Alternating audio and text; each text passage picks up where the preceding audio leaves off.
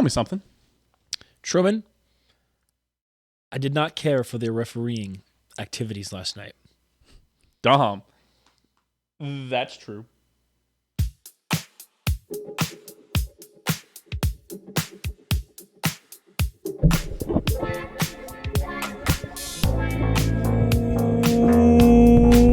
Welcome, everybody, back to another episode of Dahm. That's true. Of course, I'm your host of the most Truman Machine, Steehn. As always, I'm joined here by the bomb. Kaboom! Owen Dahm. Shout out everybody who watches on YouTube. They got to see me shuffle through all my screens. What do you mean? We started just like normal. Yeah. For Spotify listeners, appreciate you. Yeah. Hey, by the way, before we get too deep in this episode, Spotify Wraps dropped this week. Owen, top artist? Samuel Kim. Why was Samuel Kim your top artist? What does he play, Owen?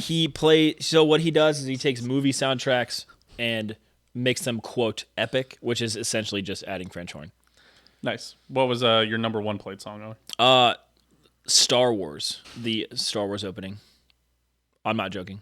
I know you're fishing for something specifically, but it was an epic version of Star Wars. That was my top played song by him. No, I know. I'm really not. I really didn't have an agenda. I know you play Master Owwereactions. It's called Owwereactions epic version. Epic version, yeah. A lot, yes. But that isn't even what I was really fishing for. What I was actually fishing for, it was actually Actually, I probably listened to Star Wars Lo-Fi from him more than any other song, just because that is his most popular one. And when I would be at work and wanting to focus, I just put on some Samuel Kim because there's no lyrics to distract me. So I would hit shuffle on his page, and he has the Star Wars Lo-Fi on a couple different albums, so it shuffles to it. Quite a fair bit. Well, I did want to say, before we got too far into the episode, I did want to thank everybody for listening this year on Spotify. We got our Spotify wrap this week. Owen, we went up in listeners, 108%. Let's go. Doubled our listeners. It's great. Let's do it again. Appreciate you guys. 62% more streams. Let's go. That's great. 38% more followers. Hey, dude, Let's go. I didn't realize people were still following on Spotify. Hey, that's great. If you listen to a podcast on Spotify, you might as well follow. It's easier for me to check because there's an app for YouTube. It's easier for me to. I know I talk about the YouTube numbers a lot because it's easier for me to check that on my phone instead of having to go to the website to go check Yeah, you Spotify can't do it from for your app, can you? No, not from the Spotify app. Yeah. I have to go and log into the website. But also, screw you. A special screw you to everybody who got the "What mood are you?" on your Spotify Wrapped, because I didn't get that.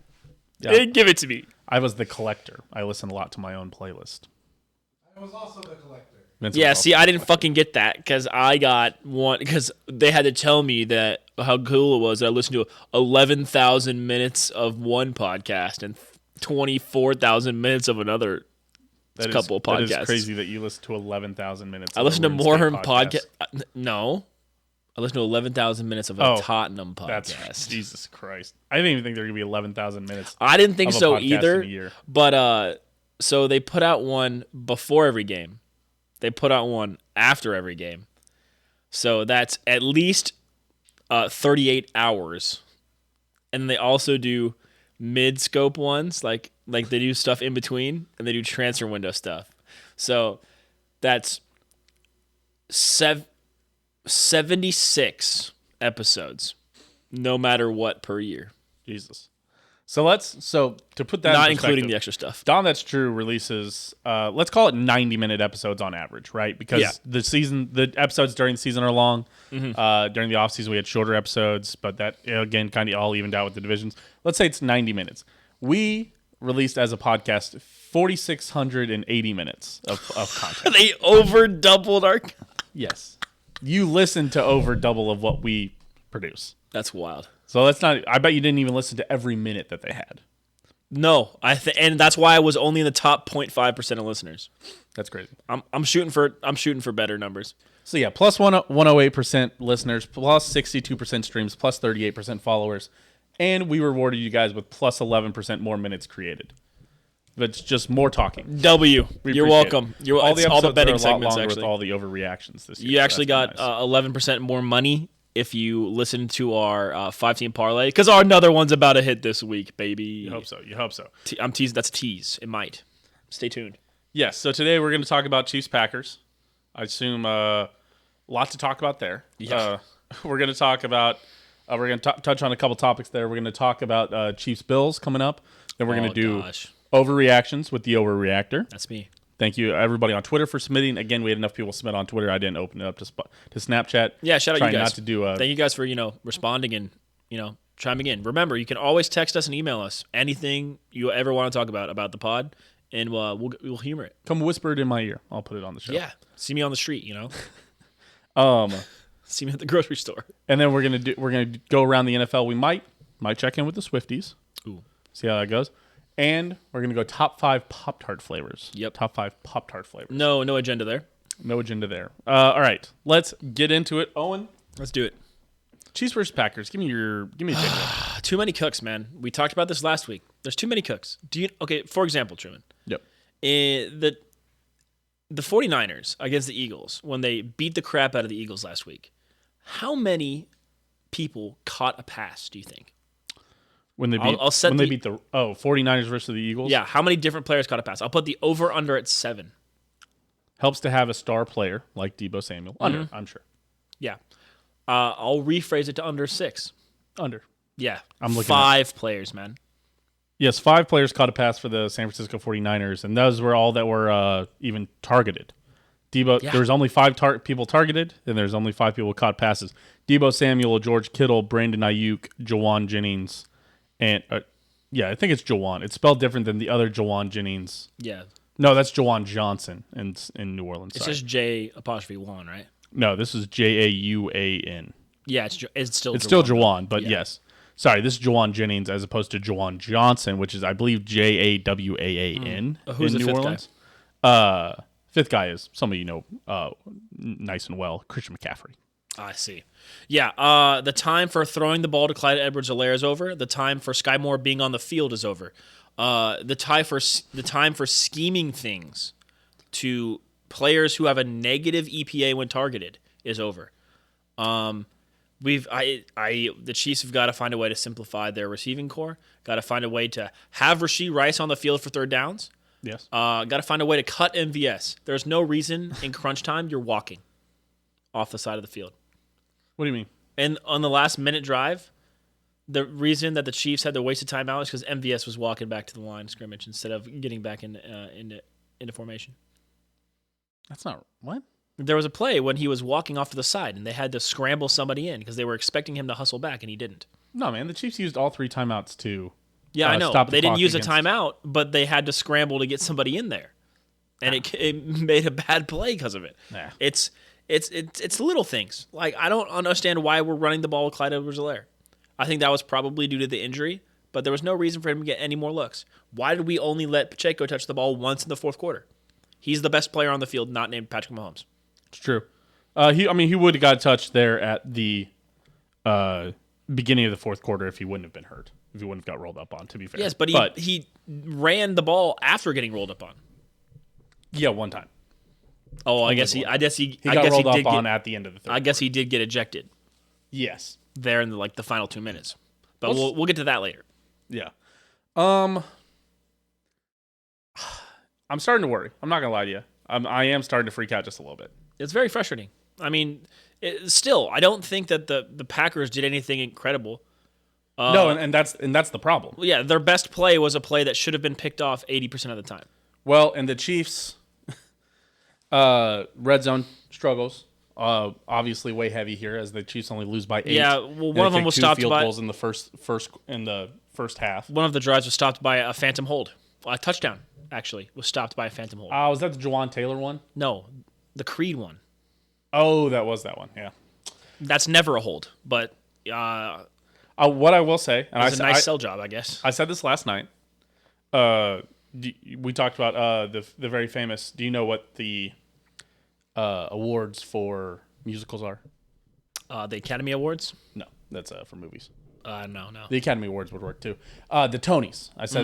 I said the Green Bay Packers deserved the Tonys Award for ensemble cast last night. The whole defensive line. That whole defensive line, man. Anytime that they had their arms up. That's nice for Spotify listeners, by the way. It's a good just noise to hear. But they just legitimately anytime the Chiefs had and to their credit, they got a lot of the calls because of it. But they just anytime they did it, they flailed. And I think the Chiefs didn't get as many calls because they simply didn't do that. Yeah. We talk about people know that the Chiefs' offensive line is known for holding at this point this year. Jawan Taylor is the most penalized, I think, player and certainly offensive lineman in the league this year. Yeah, player in football. Yeah. Donovan Smith had the most holds last year. Yeah. The referees are looking for flags because this is a unit that's known for flags, and Yeah. the Packers, I believe, played into that legitimately. And that's probably.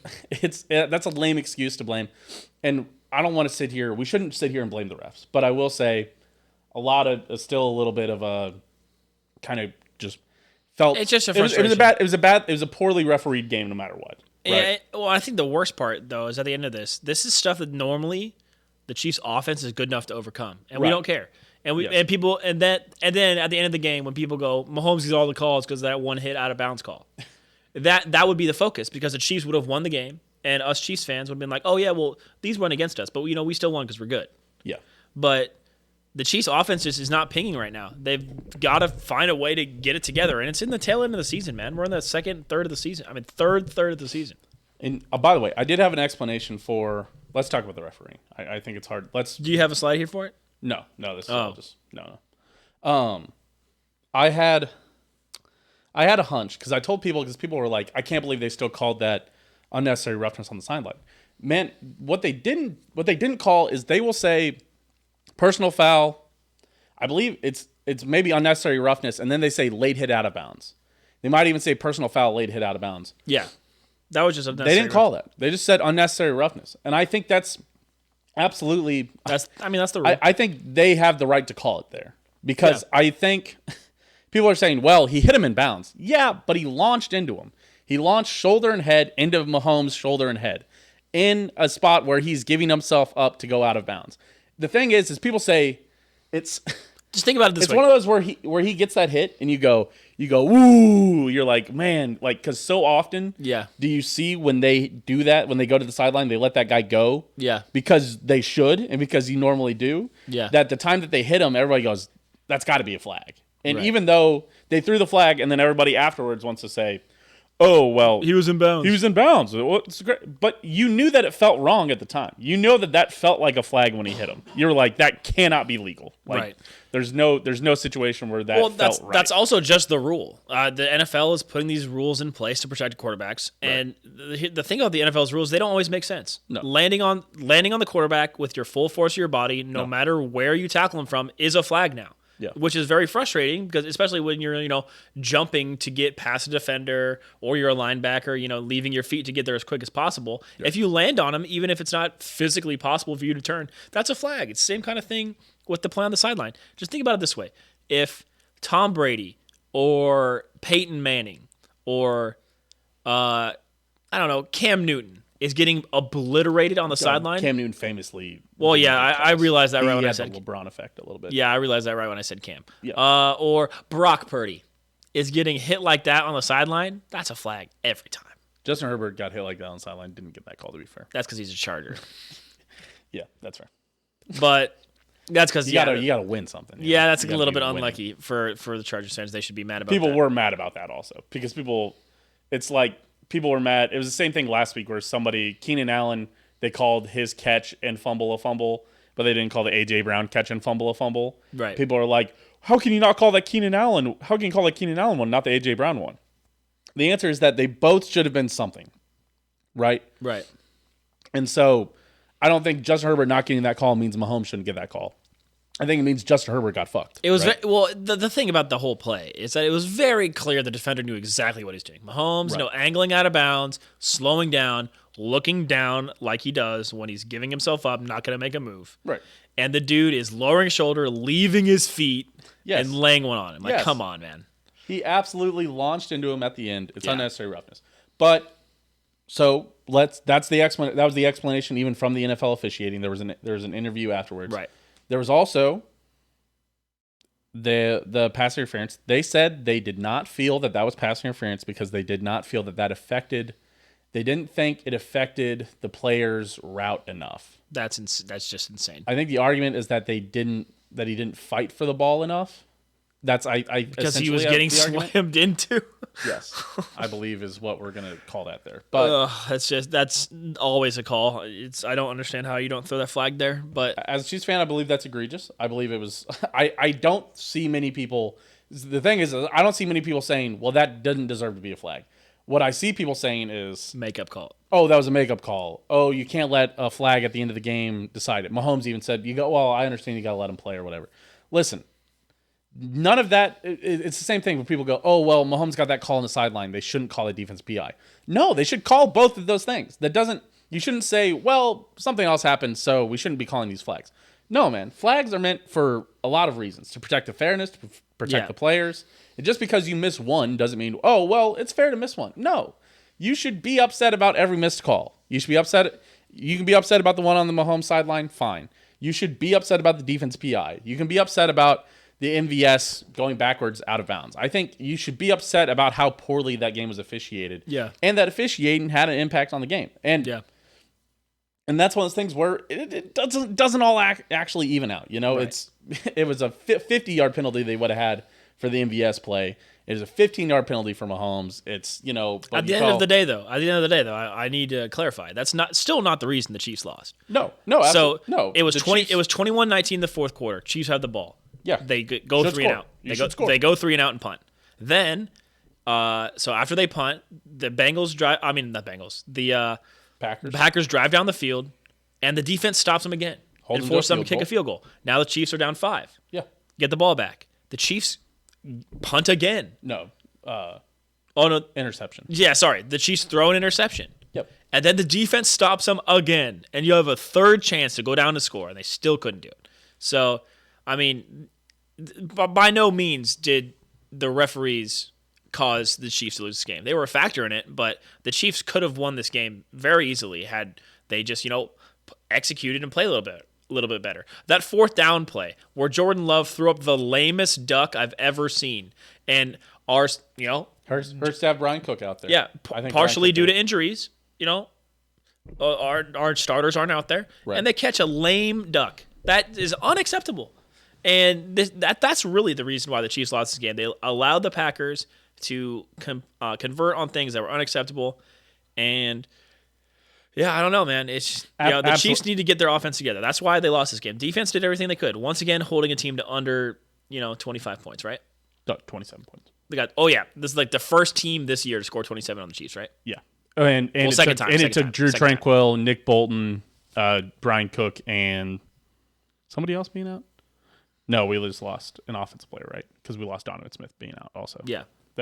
We can talk about that also. But real quick, I will say one last thing. It annoys me to no end. I know that we love everybody loves to let the play out at this point, right? Sure. Of something. But I'm getting to the point where I'm almost sick of it. Where it's, oh, well, you got to let it play out. And then they let it play out. Pacheco got fucking mugged on that one, by the way. It's as somebody who's done that, as somebody who's done what they did to Pacheco, that is absolutely something you use to just piss off the other player, is shoving their head into the ground whenever when you're 40 yards behind the play. You expect them to get up and be mad. And so he punched. He shouldn't have punched. He got kicked out. Stupid.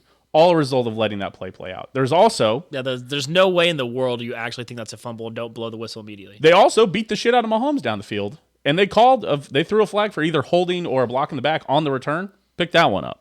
Because that one, they said, well, that one is because they let it play out. Yeah, motherfucker. Also letting Pacheco, the unnecessary roughness on Pacheco is also because he let that play out. But you have to eject him, which sucks. I'm annoyed. I'm annoyed by that because it's really bad sequence from the because there was 2 flags on that play. They picked up the other one because that play didn't happen, but the one that sticks is because it's a personal foul. And they're saying, oh well, that one, which is also one that wouldn't have happened if you don't let it play out on one that you obviously saw that he was down. Yeah, it's getting annoying at this point. That's a very frustrating play. It kicks you back from the 35 all the way back to the 50. And that changes everything. That changes the whole fabric of the game. Yeah. So, one last thing. That was my one last thing. Yeah, I don't know if there's anything else to say. I mean, once again, I think the Chiefs beat themselves. Did the Chiefs deserve to win that game? Absolutely not. But did the Packers go out there and take a win? Absolutely not. The Packers had a great game plan. I think the misdirection was they had a a great game first plan. 2 drives, yeah. It felt like that Seahawks-Chiefs game in 2020 or the 2019 season. Yeah, I know what you're talking about. Where the Chiefs lose that and you're like, maybe one of those times where you're like, that's pretty close to just us getting beat. Yeah, well, The Packers had a great game plan, went out there and executed. Yeah. And did a great job at what they wanted to do. And the Chiefs couldn't rally. They didn't have the special magic. They didn't do anything good. And that didn't get it done. And that is really what it comes down to. Is that I don't believe the Packers were a better team, but I believe it's almost fair to say that LaFleur might have outcoached Andy Reid a little bit. No, absolutely. Absolutely. Or LaFleur, the OC outcoached our, Spagnuolo, for sure. Yeah. It's just, I don't want to give the flowers where they're due, but yeah, just a really overall frustrating game. I still wouldn't call the Packers a better team than the Chiefs. Yeah. Simply. I wouldn't say that either. So, okay. Real quick. Oh, last thing. Also, shout out Wanye Morris. Played pretty well, honestly. Yeah, shout out to Wanye. Yeah. Oh, shout out to Jack Cochran. Jack Cochran stepping in there. And wow, playing he well. was balling, honestly. Yeah. He played really well. Yeah, especially in a tough situation. Yeah, just about as good as you could ever ask for a third-string guy to go in. Mm-hmm. He played up to like a second-string, like hybrid first-string level. He was really playing well out there. Yeah. Vincent, did you have something you wanted to add? Bengals bite. Yeah, I was a Bengals. Do you really want to do Bengals bite? Yeah, like ongoing Bengals bite. Color me shocked. Actually, we are tied at halftime. I saw that. I thought that Burrow-less Bengals could beat the Steelers because the Steelers are not a very good team, and I was incorrect. And the Jags are a much better team. So I went into this being like, damn, Bengals L. So I was being tied at halftime. I am pleasantly surprised. My argument, I tell you, I don't think the Jaguars are that much better than the Steelers. I think they're both middle of the pack teams. I think the Jaguars are overhyped at this point because they've played bad teams and gotten back to 500 or 8-4, 8-3. But they're 8-3, yeah. So I scale like 1 to 100, right? Yeah. As we love to have with no confusion at all. I would give the Jags about a 60, and I'd give the Steelers like a 45. Gotcha. I don't think they're like a great team, but they are better than the Steelers. And I thought we could beat the Steelers. So I'm like, fuck. Yeah. But yeah, so I don't know. Hopefully we'll fucking hold on. Anything could happen. Yeah, I need no more scoring in that. I can't remember. I have the under in that. I'm trying to go 8-1 again this week. Under 38.5, and it's 28. So I can have a touchdown and a field goal. That's all I need in the second half. All right, bet. All right. Well, the other thing, pull up Discord. I sent you a thing that I want to talk about. Okay. Pull this up. Fuck, I gotta open up Discord. Hold on. Yes, Chiefs fans are spoiled. Oh, wow. I didn't mean to move on to that one. Hold on. All right. Pulling up what Vincent wanted to talk about. Hold on. And if there's a way to get this image on to the screen, that would be ideal. I should be able to, but we're going to see. This is going to be great Spotify content. All right, hear me out on this. We need to fundamentally change football. Hold on. Shit's gotten too boring. And it needs to be like NASCAR tracks, right? Where they're all like kind of the same thing, but they all have like minute differences that make like racing on like Indy different than racing at Talladega, right? What? All right, Vincent. You can shape the field however you want, but the center line from end zone to end zone still has to be 100 yards. Kind of like golf courses. So you could like end up with like kicking a fucking like 80-yard field goal over the dog leg. NFL fields put some real fucking talent into football. You can get Hail Marys over the trees and kickers trying to fade or draw field goals over dog legs. That would be funny. The shit would be insane. Football would be infinitely more interesting. For the Spotify listeners, it essentially looks like a dog leg left golf course. And Yeah. It's just... Is that water in the end zones? I think they're just blue end zones, but I think that is a good point. Yeah. That's so funny. The shit would be flames. Football would be infinitely more interesting. You would get every player tripping all the time. Yeah, you'd run everything down to... Yes. Playing football on the hill would be fucking a nightmare, dude. Every quarterback would constantly overthrow it just because the wide receiver is physically decreasing in elevation. You would jump off the top of that hill, and you would be like 10 feet in the air. I'm telling you, it adds a lot more skill, a lot more things to account for. There's no more yards after catch. If you're catching a ball, you are falling. Let us be clear. It adds a lot more things to think about. It does not add a lot more skill. That is where I will draw the line. Man, because like the thing, like it's like, damn, I don't want to play in fucking Kansas City because Kansas City has the fucking par 5, you know? Yeah. So I think varying up the field would add an extra element to football that we're just not getting right now. Fair point. They have that. It's called Canadian football. Do they actually speak to Canadian football? It's not. It's just a weird. It's just a wider field. I think it's 5 downs or Yes. The running back, the wide receivers can have a running start. Of course. Yeah. And then the field goal post is in the middle of the end zone, so you can run into it. And the end zones are like 20 yards wide, or instead of 10 yards, 20 yards 20 deep, yards deep. Yeah. Hell yeah. Yeah. So there you go. There we go. What's the? But no, so obviously that's like an extreme version of it. But like with Talladega and like, you know, NASCAR tracks, they're all like fucking circles. But like some of them they have like steeper hills, some of them like the paving is different, whatever. I would like to see minute differences like that, so that way where you're playing actually matters, as opposed to, because like we have weather obviously, right? And you have like the acoustics, because like Arrowhead's loud as fuck, right? Sure. But like other than that, there's like you're basically playing the same game wherever you're at. Might I have a counterpoint? No. You should watch. You'd love baseball. Go watch baseball. That'd be great. Fair. Baseball. The stadiums are all different. And it does matter. Oakland used to have a baseball field for half their field, and that shit was annoying. That shit was terrible. I appreciate the idea. If the NFL starts to get stale, I will say that maybe We'll consider it. I'll send it up to John Goodell myself. There we go. Yeah, he's a frequent listener. Well, how would you say that the NFL hasn't gotten stale?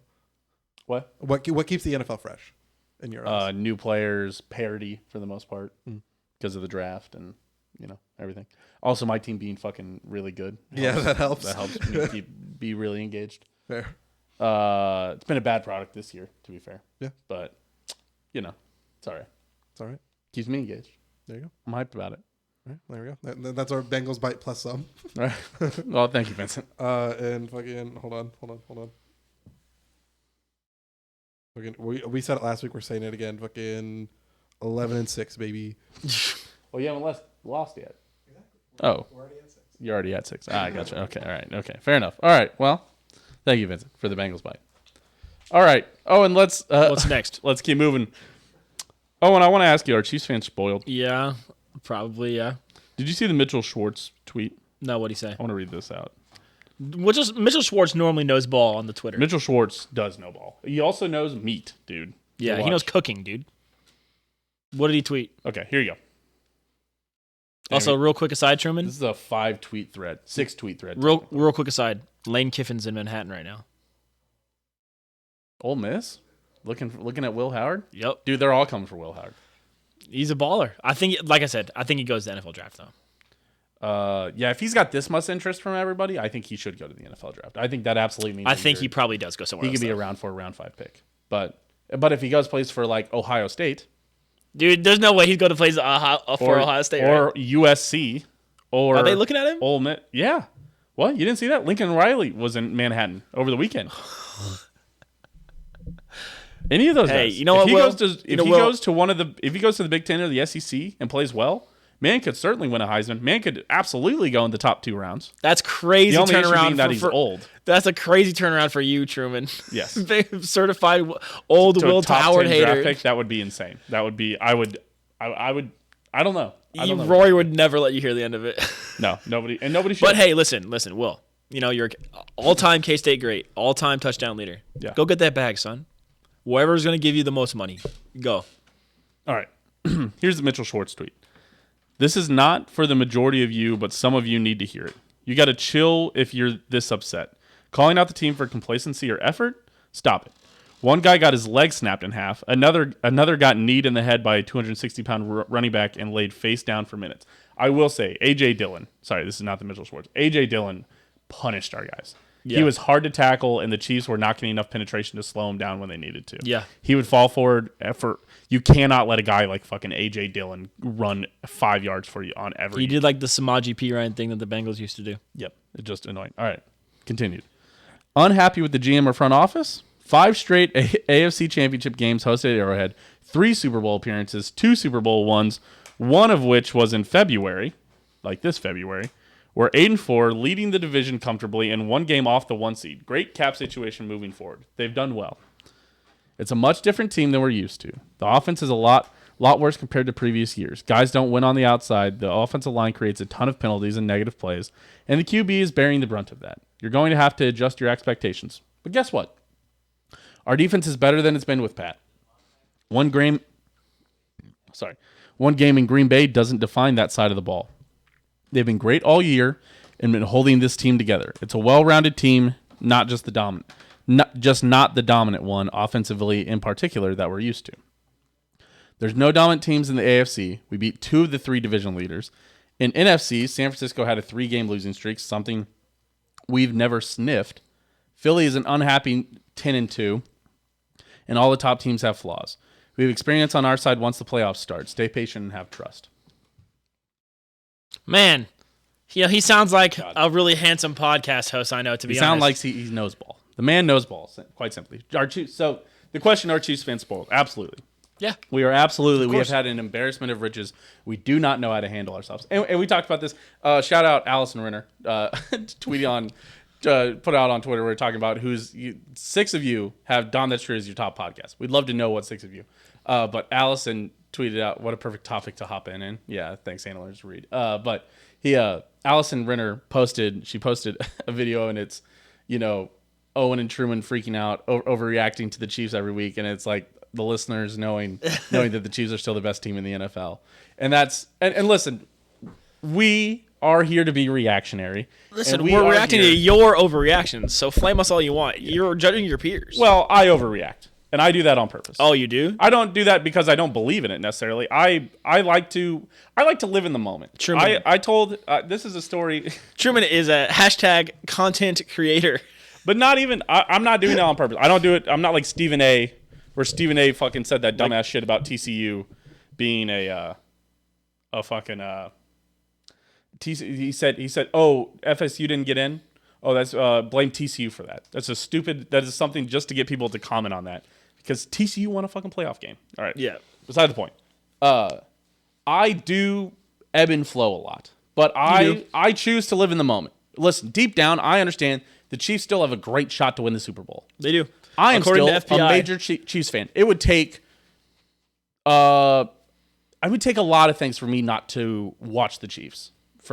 It would take I'm not going to take a game off. It would take every Chiefs player committing a crime against children for me to not watch the Chiefs anymore. Right. And we get this way a lot with like K-State versus Chiefs, where a lot of our friends are bigger K-State fans than we are. Absolutely. But we are certainly the biggest Chiefs fans of our friends, I would say. Absolutely, yeah. Because we grew up in Kansas City. So the Chiefs are, and a lot of our friends are from the state of Kansas, but not from Kansas City. So they love K-State, and they also like the Chiefs. They like the Chiefs a lot. They love the Chiefs also. Right. But they are bigger K-State fans, and I'm not as big of a K-State fan as I am a Chiefs fan. Yeah, I'm certainly a bigger Chiefs fan than K-State fan. I'm more likely to take a K-State game off from watching it than I never miss a Chiefs game. Yeah.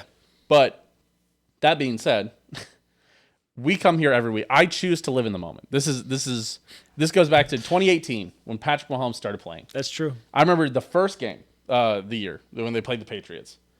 Chiefs beat the Patriots. I stayed up. That game ended at 10:30. I stayed up until... I thought that was Alex Smith. The first game of the year? The 2018? Yeah, I thought it was first game of the year with the Chargers. No, 2018. No. It was Patriots, then Chargers? No. I'm pretty sure it was Chargers, son. I'm thinking of the Patriots game. That's the Alex Smith Patriots game. Maybe I am thinking of the Alex Smith Patriots. That's 2017. Okay, so I'm not thinking... Sorry, 2017. That was Goat Slayer Alex Smith. You're absolutely right. That was Goat Slayer Alex Smith. But even Alex Smith Chiefs... I stayed up until 1 a.m. when I was in college reading stuff about the Chiefs. I was tired the next day, and somebody said, it was because it was a Thursday game, somebody said on Friday, oh gosh, what is going on? Just hold on, you keep, but. I've been paying attention, I can read it to you, keep going. All right, but I stayed up till 1 a.m. reading the Chiefs, and I had class the next day, and somebody said, well, you just shouldn't be as tired, like you should have gone to bed, like why didn't you go to bed? I was like, because I choose to live in that moment. That is what makes us humans. That's what makes me feel alive, is feeling those Chiefs wins, feeling that excitement. And last night, got home last night, tried to lay down at 10:30.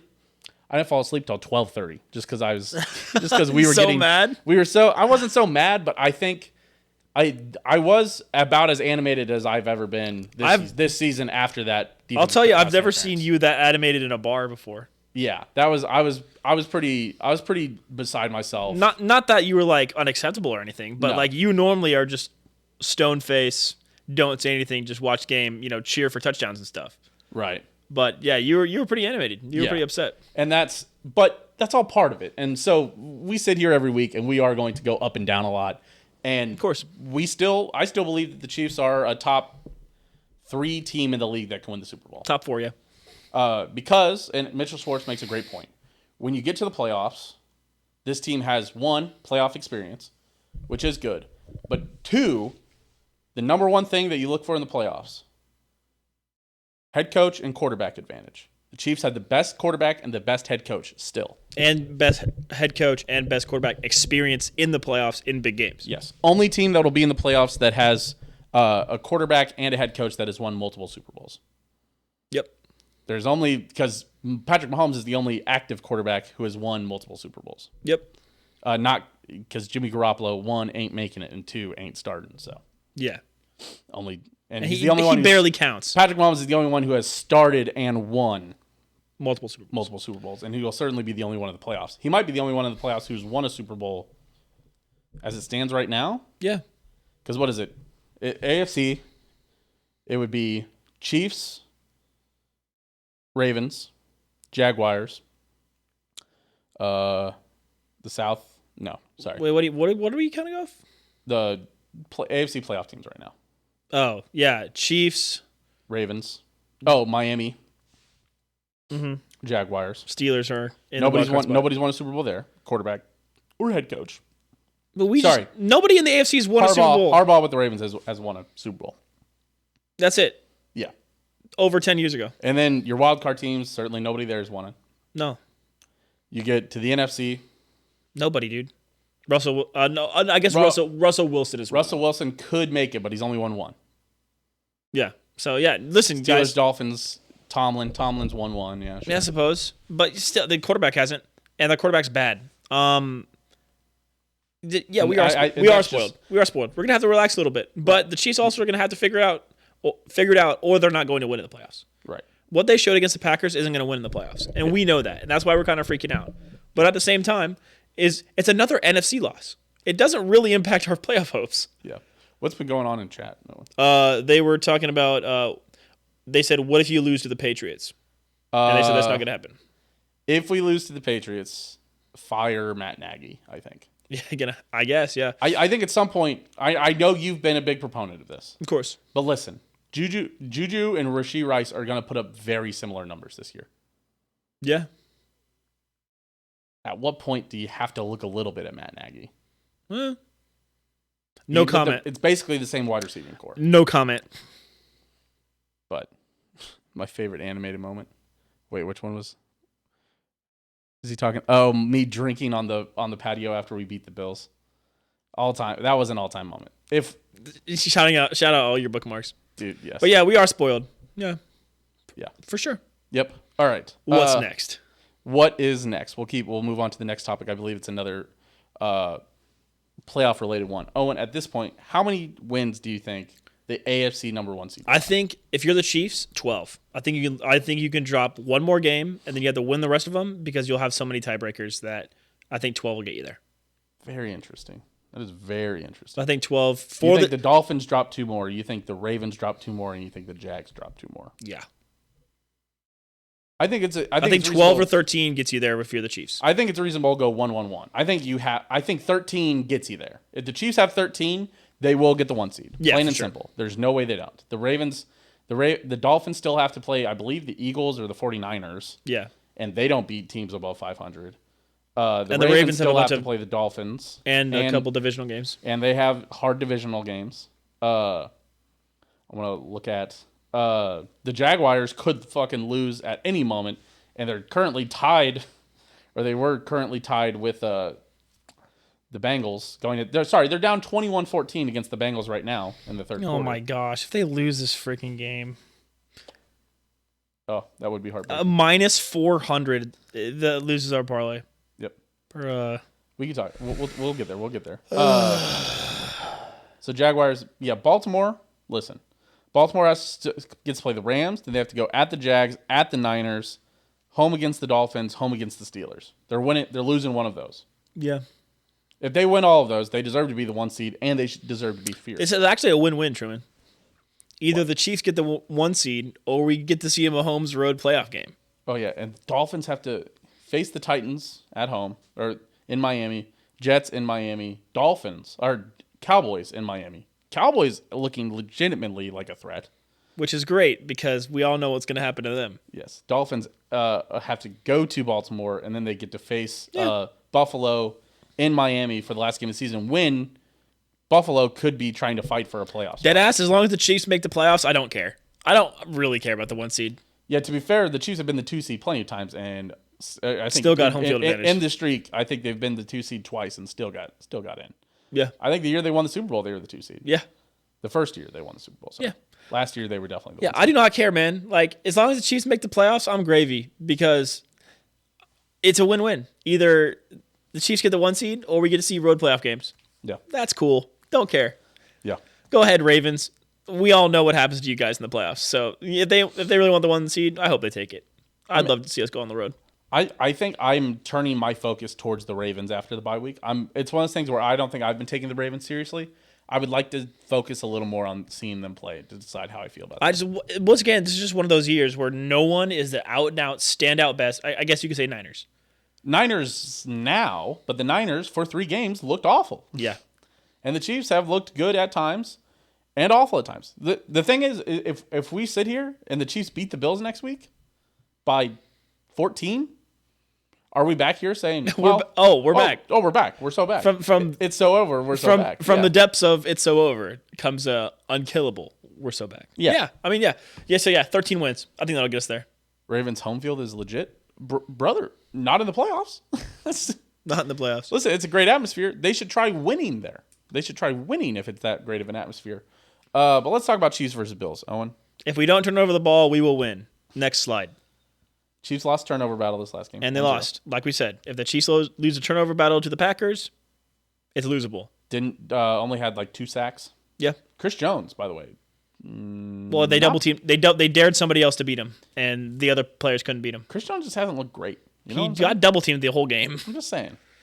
He obliterated that one play. Double teamed the last couple of years. Sure, but he obliterated that one play. Yeah, one play. When he took the center out for lunch. Yeah. I don't know, man. I'm wondering if Chris Jones is playing himself back out of a $30 million contract. We'll see. I don't know. I think that Niners just proved the Eagles can't cover more than one good receiver at a time. That is fair. Luckily for them, the Chiefs have 0 good wide receivers. That's just like Actually, they've got one above average. They've got one good wide receiver. The Eagles should have lost. I would call Rasheed Rice. The Eagles should have lost that game, and we all know it. But Chiefs versus Bills. Bills defense is bad. I really would like to see MVS catch a pass. Von Miller got to be on the commissioner exempt list still, right? Yeah, I don't know. Man got arrested. Man had a warrant out for him. Yeah, that's pretty freaking crazy. But yeah, I don't think we need to spend too much time on this one. The Bills are gonna do what they do on offense. I think Stephon Diggs, go ahead and bet that under. They are coming off the bye week. They are mad. They are desperate. The Chiefs also don't lose more than 2 games, or don't lose more than 1 game in a row. Yeah, they don't lose 2 games. Chiefs off a loss is a dangerous team too. The Chiefs haven't any time this year that the Chiefs haven't covered. They covered the next game. Yep. Once again, Chiefs win the turnover battle, they win the game. The Chiefs have under 50 yards of penalties, they win the game. If MVS catches more than 40 yards of passes, they steamroll the game. Yeah. If Rasheed Rice isn't on 3rd down, they win the game. Yeah, I think even though that we've seen this Chief team struggle, the defense is the best part, and the Bills struggle against a good defense. Let's do a quick one here, Owen. Guess the line. Chiefs -5. No. How about Chiefs -2.5? Means on a neutral field, they'd call this about neutral. Yeah, I mean, in the form of both teams right now, I can see why they put that line there. The Bills looked great against the Eagles, but not. I don't know, man. Well, the Eagles aren't great. Like I said, no one's super great in the NFL right now. I don't. This is not a surprising line. This is one of those I legitimately don't know what's going to happen this week. I legitimately. This is on the road in Buffalo, I right? have no feel for what's. Is this in Buffalo? No, it's in KC. I think for the next 3 years we'll be in Buffalo. Oh shit! When is this game going to be in England time? Oh, are you not going to be here on Sunday? I'm going to be in England, You're brother. going to be in England with your friends who don't know ball? With your brother who kind of knows ball? Roasted. Boom. What? Yeah. When is that game going to be? So I will have moved. It's at 3:25. So 9 p.m. England time. Is that it? Yeah. Did we add 6 hours? Well, when is the Tottenham game over though? Oh, Tottenham games are afternoon normally, unless it's the night game. No. Scramble out of the Tottenham Hotspur Stadium to go to a pub to watch the Chiefs. Dude, what you should do is go find Chiefs. Arrowhead's abroad. Yeah, Yeah. I need to find out. I need to hit up Arrowhead. Absolutely. Yeah. I assume you could text them and be like, hey, man, I'm going to be over here and blah, blah, blah. That's what here. Let me look up Tottenham. Tottenham Hotspur. Newcastle is the game on Sunday. 10:30 a.m. You'll be fine. Yeah, so 4:30. They'll be done in Arrowhead time. They'll be done like 1. Or Yeah. no, they'll be done like 12:30. Yeah, 1. Let's call it 1. Well, safe. hour 45 every time. Hour 45 every time. So they'll be done at 12:30. Yeah. So you'll be able to catch the noon slate. You'll be able to catch the end of the noon slate somewhere. Oh, I'll probably do other things, and then we'll go to the pub to watch the Chiefs. We are the Tottenham haters. Nice. Nice. Niners just proved the Eagles can't. Oh, no, sorry. Yeah, but yeah, okay, cool. Yeah, I'll be able to watch that. Don't worry. I'm excited for If you I to go. find Arrowheads abroad, then I'll be downtown with people who know ball. Damn, Hey, hit me up if you want to come on and be the other host of Dahm. That's True next week. Anybody's allowed to. You won't be here on Monday. I won't. Are you? What? Remember, when you're flying west, you gain time Do you fly back on Monday? because you're flying away from the sun. Let me confirm. I thought you got back on Tuesday. I swore you said you got back on Tuesday. Getting on an Amtrak now. That's fair. Yeah, would preferably be able to get you down here in the podcast basement. Also, Vincent will be gone next week. Holy shit. We're going to be running a skeleton crew next week on both podcasts. Oh, yeah, no. I'm definitely not going to be here next week. What time do you land? Well, I leave on Tuesday. What time do you land here, though? 4:45 p.m. on Tuesday. No, that's really not that bad. No. We chase the sun.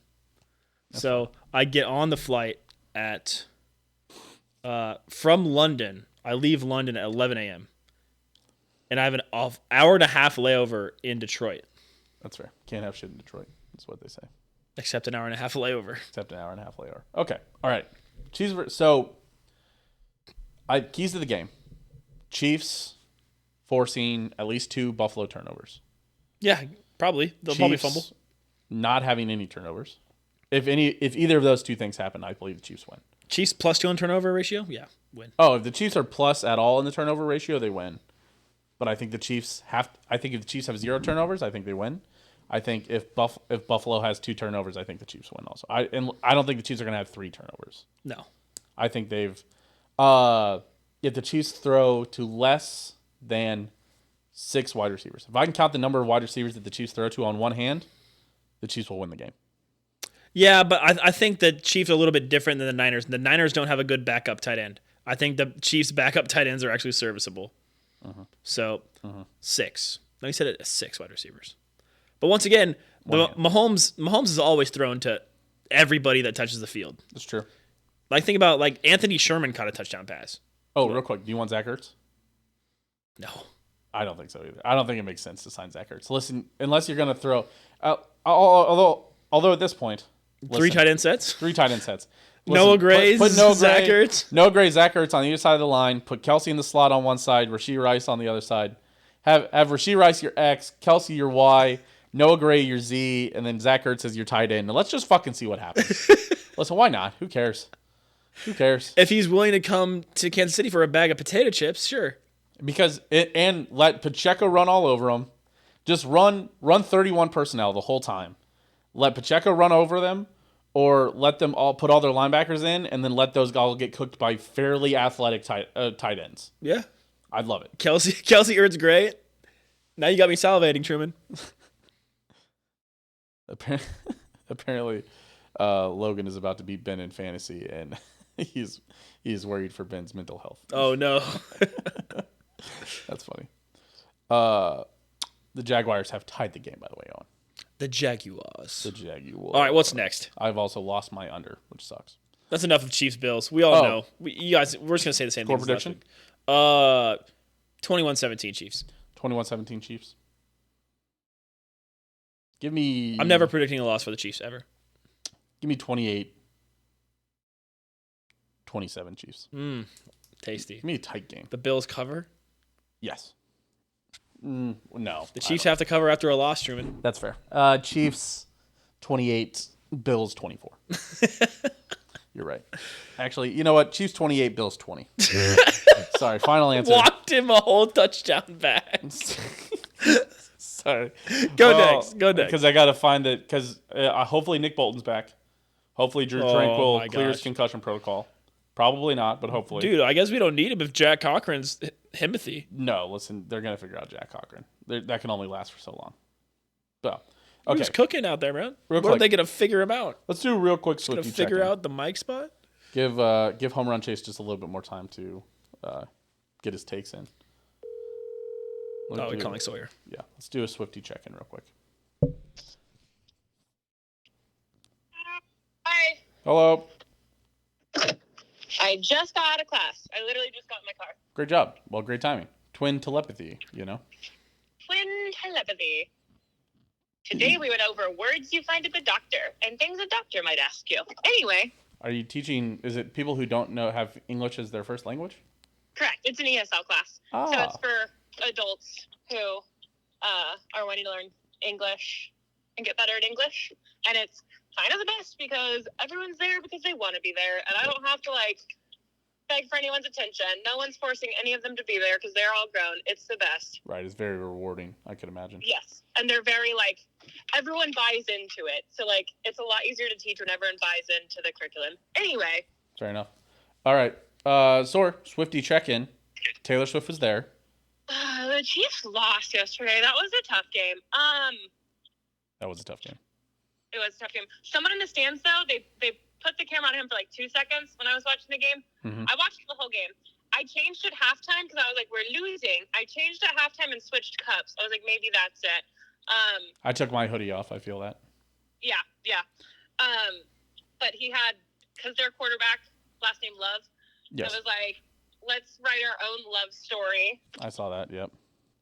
Also, did you see the Chiefs fan with the cheese grater on his head? That was great. That was an all-timer. That's an all-time clapback, honestly. I can't believe it's taken somebody this long to break out the cheese grater hat. I think it was hilarious. It was pretty sick. Amazing. Yeah. So Taylor Swift there, they only showed her once. What? They only showed her once on the TV. I know. Which I don't know if that's her being like, yo, can you not make this about me? Or if it's certain fans of the NFL who are like, we didn't come here to watch her. I think there's a couple things playing into it. I think one, it's a little bit of probably them being like, all right, calm down about it. Two, a little bit of people complaining about too much Taylor Swift. But I would say if Taylor Swift's there, that was too little of Taylor Swift to only show one time.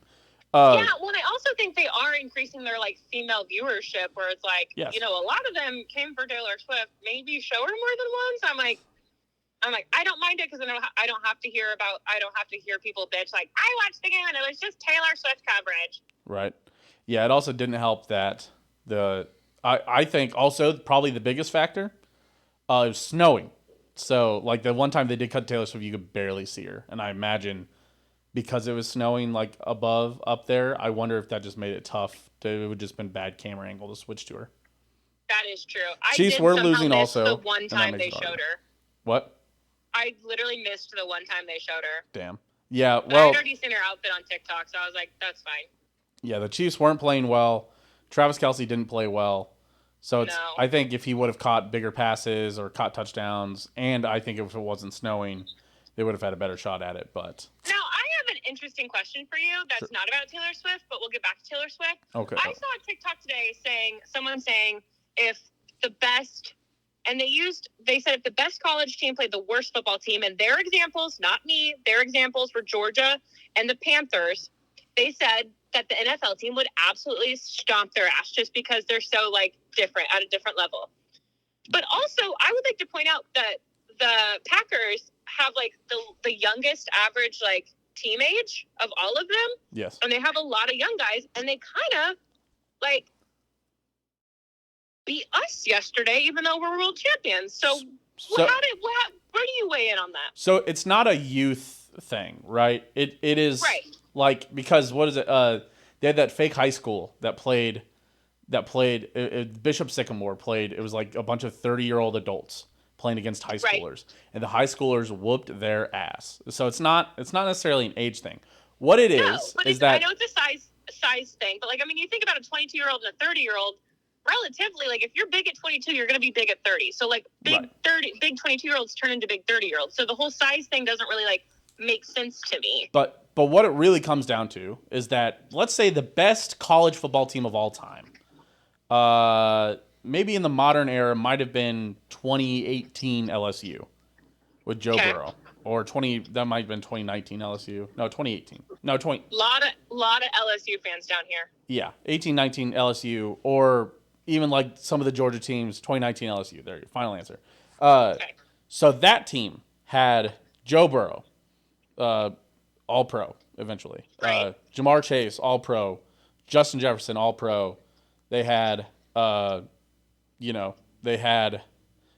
Edwards-Helaire. They had Derek Stingley Jr. They had a bunch of players, is what I'm trying to tell you. That team had, let's say maybe some of the most college players of all time, or some of the most NFL players on a college team of all time. Let's say they had 20 NFL players. Okay, like 20 people who go onto the league. Yes, I don't think they actually had that number, but let's just say for this scenario that they did. Of their 40 players, they had 20 people that went to play in the NFL. The NFL team has 40 players that went to play the NFL, and even of those 20 players from that LSU team that go on to play in the NFL, half of those guys will never be anybody. Will never start a game.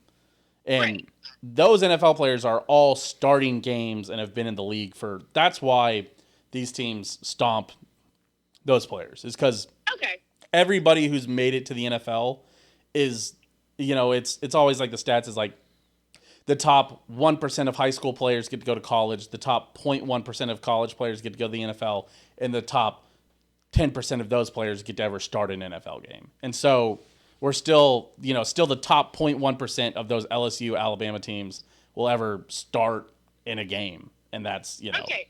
When you put it that way, that makes sense. But when they were like, oh, like, if you just look at the NFL, they're just so much bigger. I'm like, that doesn't make sense, because it's not like you're growing a significant amount past college. Yeah, it's just the percentage. So it's like, these players are already big, right? And then LSU's biggest player is the only one that makes it on an NFL defense because Notre Dame's biggest player is there as well. So, like, it would just end up being that these players are 30, 40% taller and heavier. Right. It would be insane if half of a college team went to the NFL and still whatever NFL team that college team played would have double the amount of NFL players that team does. And so they're just I like that explanation. That makes sense to me. Okay, back to Taylor Swift. Sorry for the derailment. I had just seen that TikTok before class, and I was like, this is not sitting right in my noggin. Yeah.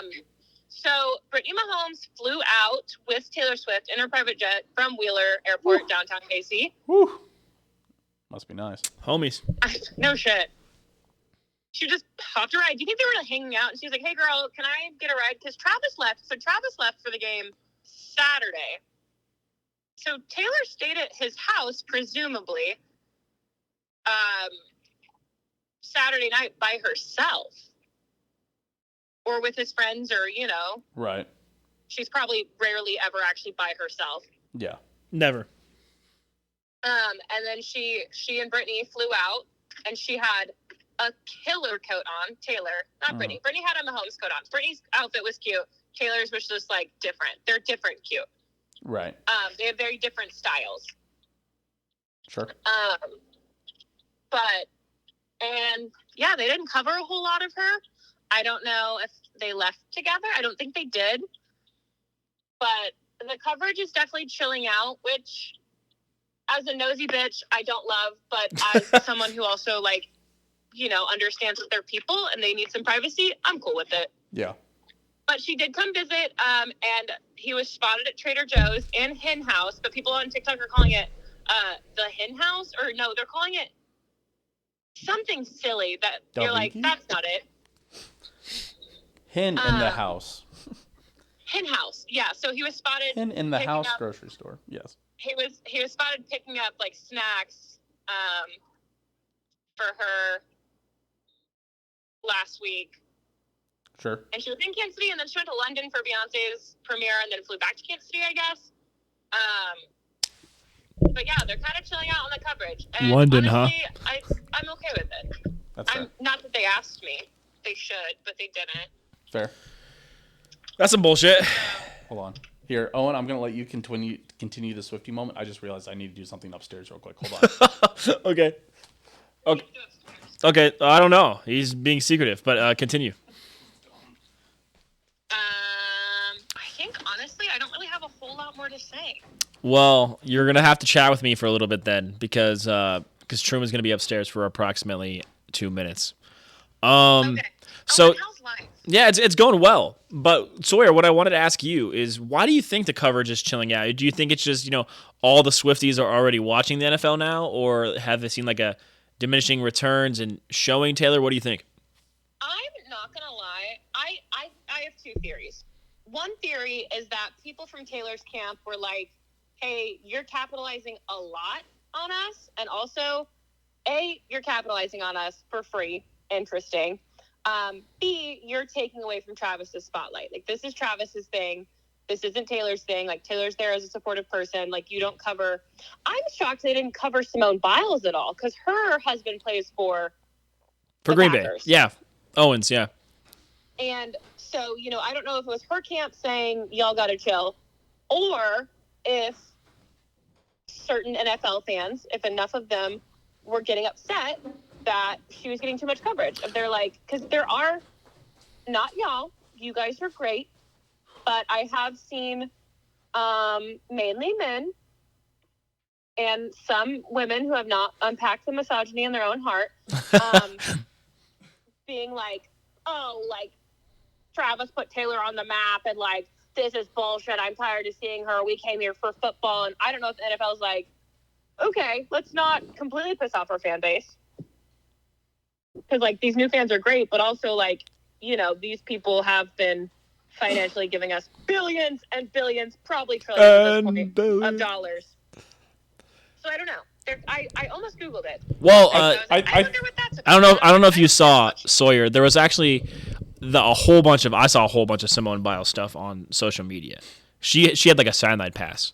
She did, yeah. She wasn't in the box. I saw it on social media, but I didn't see that like them cover like really shoot to her. Like they didn't like shoot to her the same way they shoot to Taylor Swift, like with the cameras and stuff when she's at games. Yeah, no, well, Simone Biles is Simone Biles is 10% the celebrity that Taylor Swift is. Yeah, and then Sure. also we still care about it. We still care about Simone Biles. We want to see her. Yeah, we still care about Simone Biles, but Simone Biles is only popular in America because she's an American gymnast, and gymnastics is probably it's not the most popular sport in America. So, and Taylor Swift is not only the most popular artist in America, probably a top 2, if not top 1, most popular artist in the world. And so it's quite simply, it's not that I'm putting Simone Biles down. It's simply that it's hard for anybody to get to be even 10% of the celebrity that Taylor Swift is. Although, and also, I think mine one is literally just a camera thing. She's like 4'9", and she was on the sideline watching the game. I think it would legitimately might have been difficult to get a good camera angle on her. It's a logistic nightmare. Because like Taylor Swift in her box, right? There's like 2 people max that you can view from that window. Yeah. And she's going to be one of them. But Simone Biles is on the sideline surrounded by giants because she's on the sideline pass. Yeah, Simone Biles is also only like 5'0". Yeah, right? she's like 4'9". Yeah. The cameras are like, "Are you sure she's here?" We cannot Right. find her. Yeah. Yeah. So yeah, but respect Simone Biles. That's the go right there. All right. Oh, she's absolutely one of the best athletes we're ever gonna see. Absolutely. I'm tossing you back to Truman. Okay. Yeah. Sorry, Terrible microphone. toss. That's a bad toss. That wasn't my greatest toss. You got to go flat with it. Yeah, I You- couldn't. My that hands. did rotations. I understand. I couldn't really rotate. All right, Sawyer. I think that's about it. Sorry to answer the burning question for everybody. I had to go put the couch cover in the dryer, and I just realized that if I didn't put it in the dryer now, it wouldn't be dry until after I put it in after the show, which would then be another hour. So if I put it in now, it'll be done about the time we're done with the show. That's so responsible of you. Thank you. Do you Okay. ever feel like you're still a teenager, where you're like, wow, like other people are adulting so much harder than me, and then you're like, oh wow, I literally have a house with my name on the lease, and I pay all these bills, and I go to work every day. I guess I too am an adult. I do. I get that way. I definitely do get that way sometimes. Where I'm like, Where oh, I like, guess I, so actually every single bill and care task is my responsibility. it's one of those where you're like, I still feel like I feel when I was 18, and then you realize that you pay like $2,000 in bills a month, and you're like, oh, I could not have done that before. Yeah, definitely not. It's just that $2,000 just goes away from my account, and I never think about it or see it, and that's funny. That's crazy for me to think about, because $2,000 every 2 weeks would have changed my entire life at 17. Adults, Absolutely. Now it's like, that's not even enough to live, really. Yeah, you're like, adults oh, are just $1,000, children that's without the free Capri Sun. You have to pay for it. cool. Right. I'm not even sure. I wouldn't even call my parents if I won $2,000. I'd probably just be a text in the group chat, I'd be like, woo, $2,000, like, gonna Oh. maybe pay rent with it. I love it. It's just once you become an adult. Right, I'd be very grateful. Once you for become it. an It would not it's be just like I won the lottery. it's a great example of once you become an adult, nothing's as exciting anymore. True. Don't grow up. Stay in I college. still Stay in feel like I'm college. at the age where like Never graduate. it's not happening. But if I were like somehow to get pregnant, it would be like I'm a teenager. I'm a teenage mother. Right. Yeah. Like I babysit for one of our friends here, and like sometimes if they're both at work, like I'll like and I'm babysitting her, like we'll go to Target or like get coffee, and like I'm like, oh my gosh, everyone probably thinks I'm crazy because I have this baby and I'm just a teenage girl. Yeah. Well, that's like But no, I think it's the South. I get dirty looks because I don't have a wedding ring on while Right. pushing around a baby. well, that's right. I think Aziz Ansari had a joke about that where he was like, he's like a 26-year-old get or 27-year-old get pregnant. He's like, oh no, what happened? They're like, oh, we were very like financially responsible and got married, and we're just we were trying to have a child, so we were happy about this. He's like, oh, how could this happen to someone so young? No. Literally, when my friends are like, we're pregnant, and I'm like, oh, what are you gonna do? And Yeah. they're like, well, we're married and own a home and have been trying for 6 months. And I'm like, oh, you did this on purpose? Yep. All right. This economy? That's bananas. Okay. All right. Our shows have been running long all the time, and it's our I fault. don't know why. That's crazy. We're not so blaming you. crazy. This is not this is a me and Owen problem. not- Love you. Bye. But appreciate you coming on. Appreciate you. Okay, love you long time. Yes, appreciate you keeping us updated with Taylor Swift. You're so welcome. All right. I love you. I'll see you. Love you. I'll see you next week. Sounds good. All right. Bye. Bye. A big shout out, old Sawyer Steehn, The goat. for following for giving us the Swiftie update. I think at Steehn Machine on like at Steehn Machine 2, but it's like Steehn like STEHN or STEEN. It's just Steehn Machine 2 on TikTok. But she spelled Steehn wrong, so like, which is smart. So it means that like her employers can't find her on TikTok. Yeah, They'll instead find me responding to Sawyer's TikToks and still find her. Canner. All right, Okay. what's next? Real quick, I want to cover something real fast. in the Oh, chat. we can do this really quickly.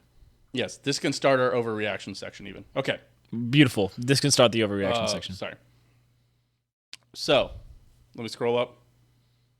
Let me pull it. Okay. So, here's Home Run Chase laid this out. This is on r/NFL debate. So, would you rather get $500K or right now? Yep. Just take it, no questions asked. Or try to win $500 million on 10 attempts to force an incompletion in man coverage. One incompletion in man coverage on prime Calvin Johnson if Zach Wilson was throwing. And he says that just shows how everyone forgets that Zach Wilson might be awful, but he's still an NFL quarterback. Yes, absolutely. Here's the thing. What I always think about is watching NBA players shoot three-pointers. You watch an NBA player in a game, they miss a 3-pointer, and you're like, damn, that's crazy. Like you're Yeah, bad. but in warm up, Yes, they simply do not miss. Hell, the center, the guy that you see never shoot a 3-pointer in a game, he could probably pull up from 3 if he's hanging out and still probably drain 6 of 10, 7 of 10, just hanging out. yeah. And it's the same with the NFL. You're like, oh, I bet I could force coverage enough where Calvin Johnson, I could force Zach Wilson. He just couldn't get that in the tight window. Listen, First of all, it would be like you would be like a Make-A-Wish kid playing against Calvin. dead ass. Legitimately, Prime Calvin. He's like what, 6'5"? Yes. Yeah, Calvin Johnson doesn't have to run a route to beat me. He just lifts up his arms like this above me. I can't jump that high. Yeah, you are half the height. Zach Wilson looks short. He looks small, right? He's like, On the what, field. 6'2"? Yeah. Let's see. How tall is Zach Wilson? Zach Wilson is 6'3". I am 5'10". Zach Wilson is 5 inches taller than me. Calvin Johnson was 6'5", 6'6". Yeah. At I think he least? might be 6'7".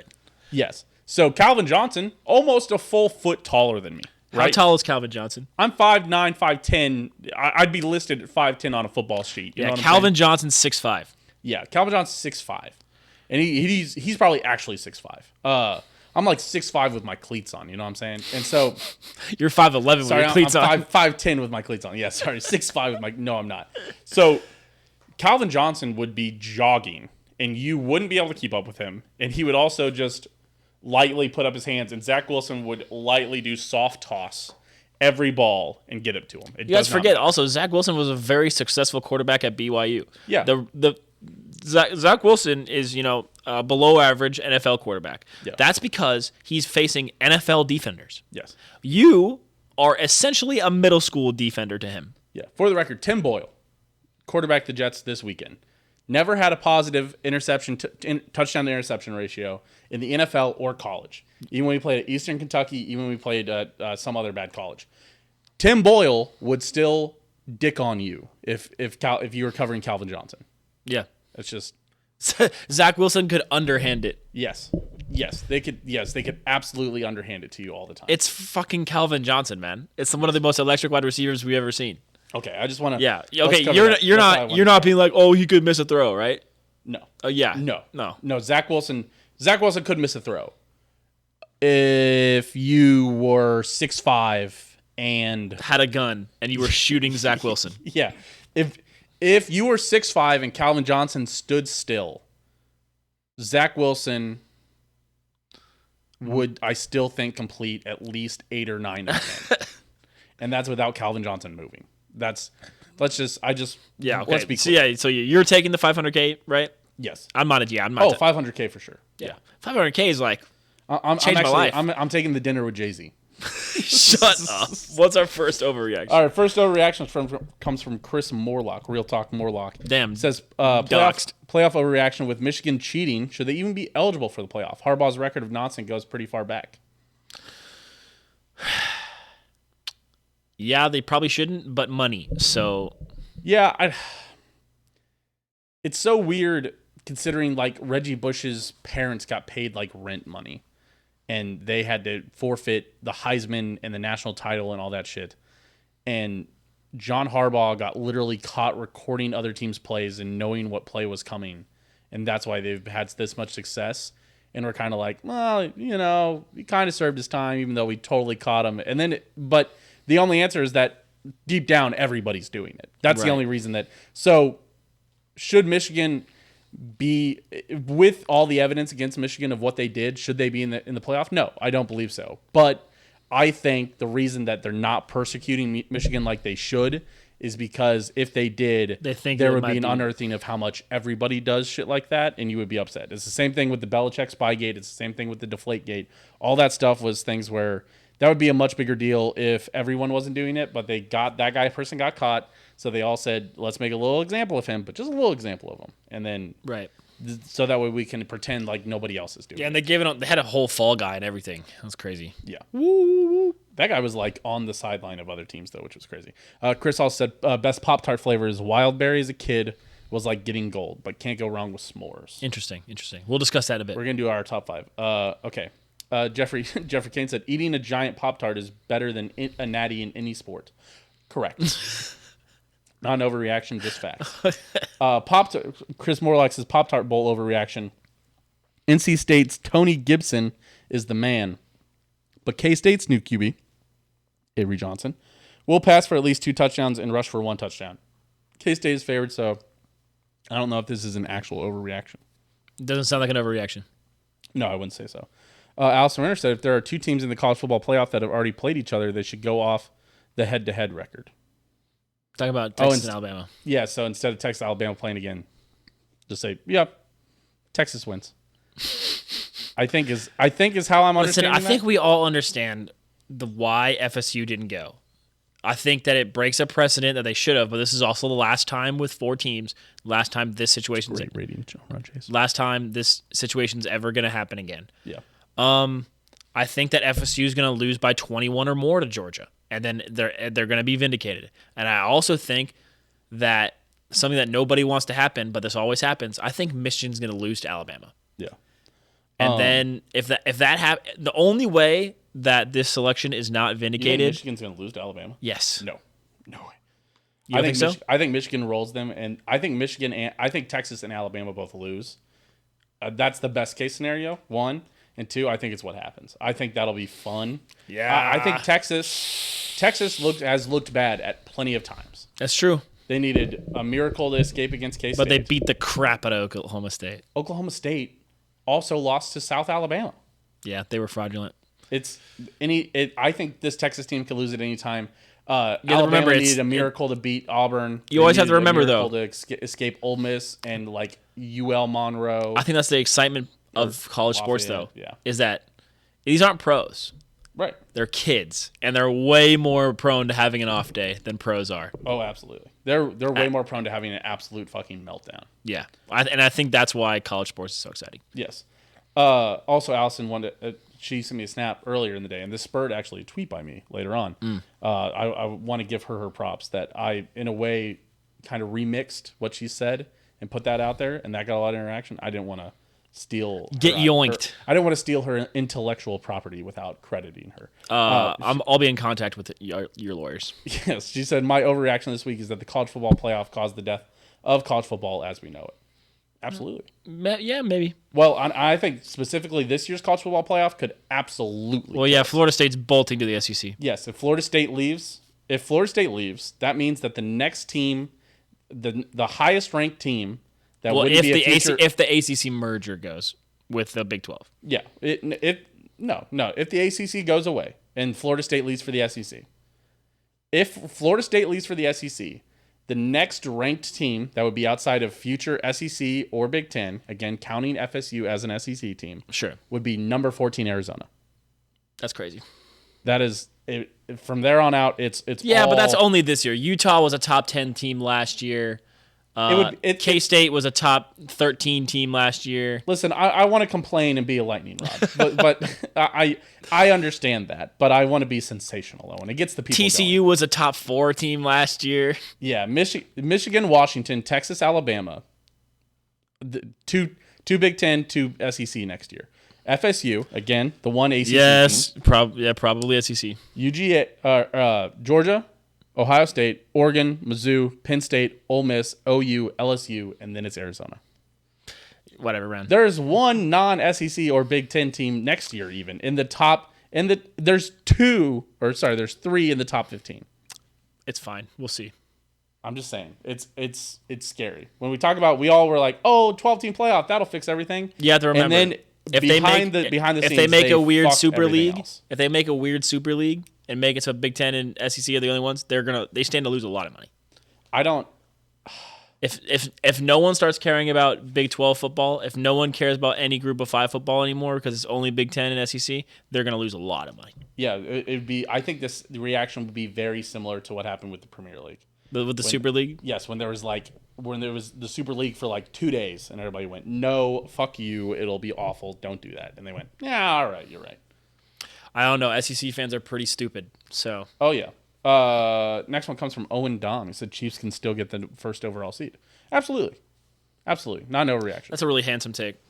Next one comes from Hayden Dahm. He said play calling and abandoning the run entirely in the fourth quarter cost us the game. Yes, true. My answer is I think that Isaiah Pacheco was a little more hurt than they let on. Yeah, maybe. And I think that hurt us. They also, Andy, man, when he's behind in the fourth quarter, he just stops running the ball, and that's awful. I don't think that's that awful, though, because you're still putting the ball in the best player on the team's hands. Yeah, I mean, when you throw that interception to Sky Moore, one, you should have been running the ball. Two, there's only 5 minutes left. Why not run the clock out more with Isaiah Pacheco? Obviously, hindsight, whenever they throw the interception, you're like, well, they shouldn't have. If they run the ball, they don't throw that interception. If Sky Moore just runs the route, we're fine. Yeah, that's fair. That's fair also. Just didn't run the route. Next one comes from Hayden again. He says, on the PI no call against MVS, if you watch the play, he had a step on the receiver and Mahomes underthrew him. Absolutely. It's a really long throw, though. Again, this is a segment that will be for the YouTube viewers for the most part. I believe, in my head, when he threw that ball to MVS, the one that MVS dropped against the Eagles, MVS was extended like this, right? Hit him in the hands. He should have still caught it. I think Mahomes, a little bit scared, tried to put the ball here, and it's right in the breadbasket. It's so that MVS didn't have to extend and they didn't have to worry about dropping. And I think when you're throwing it 50 yards down the field, I think he missed and threw it here instead, which is just a little bit behind, which gave the defender a chance at that ball. But that was still PI. Still PI. He still had to go over the back. MVS had him boxed out. He should have been able to catch that ball, but it's just awful. Yeah, whatever.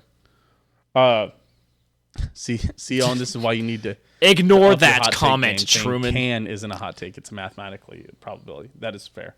There's times that I turn some people's mild takes into hot takes by changing the verbiage, I will say. You're welcome. Your boy Adam said, MVS experiment is over. We need to stop force-feeding him.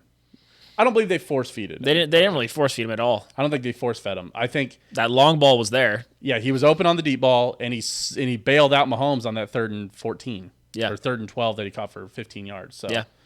I don't think they force-feed MVS. I think MVS... I think right now they're actually targeting MVS appropriately. They're giving him 2 to 3 targets a game. Yes. 1 or 2 deep ball shots. That's fine. Yes. Absolutely. He should absolutely be playing the DeMarcus Robinson role. 9 times out of 10, that's DPI. So. MVS is a great number 3 or number 4 wide receiver. The issue is that we are paying him the most out of all of our wide receivers, and he is playing like a number 3 or number 4 and deserves to be there. For the reference, I personally blame the Mahomes INT more on Sky Moore, but Mahomes could have put it in a better spot. For sure. I think Mahomes.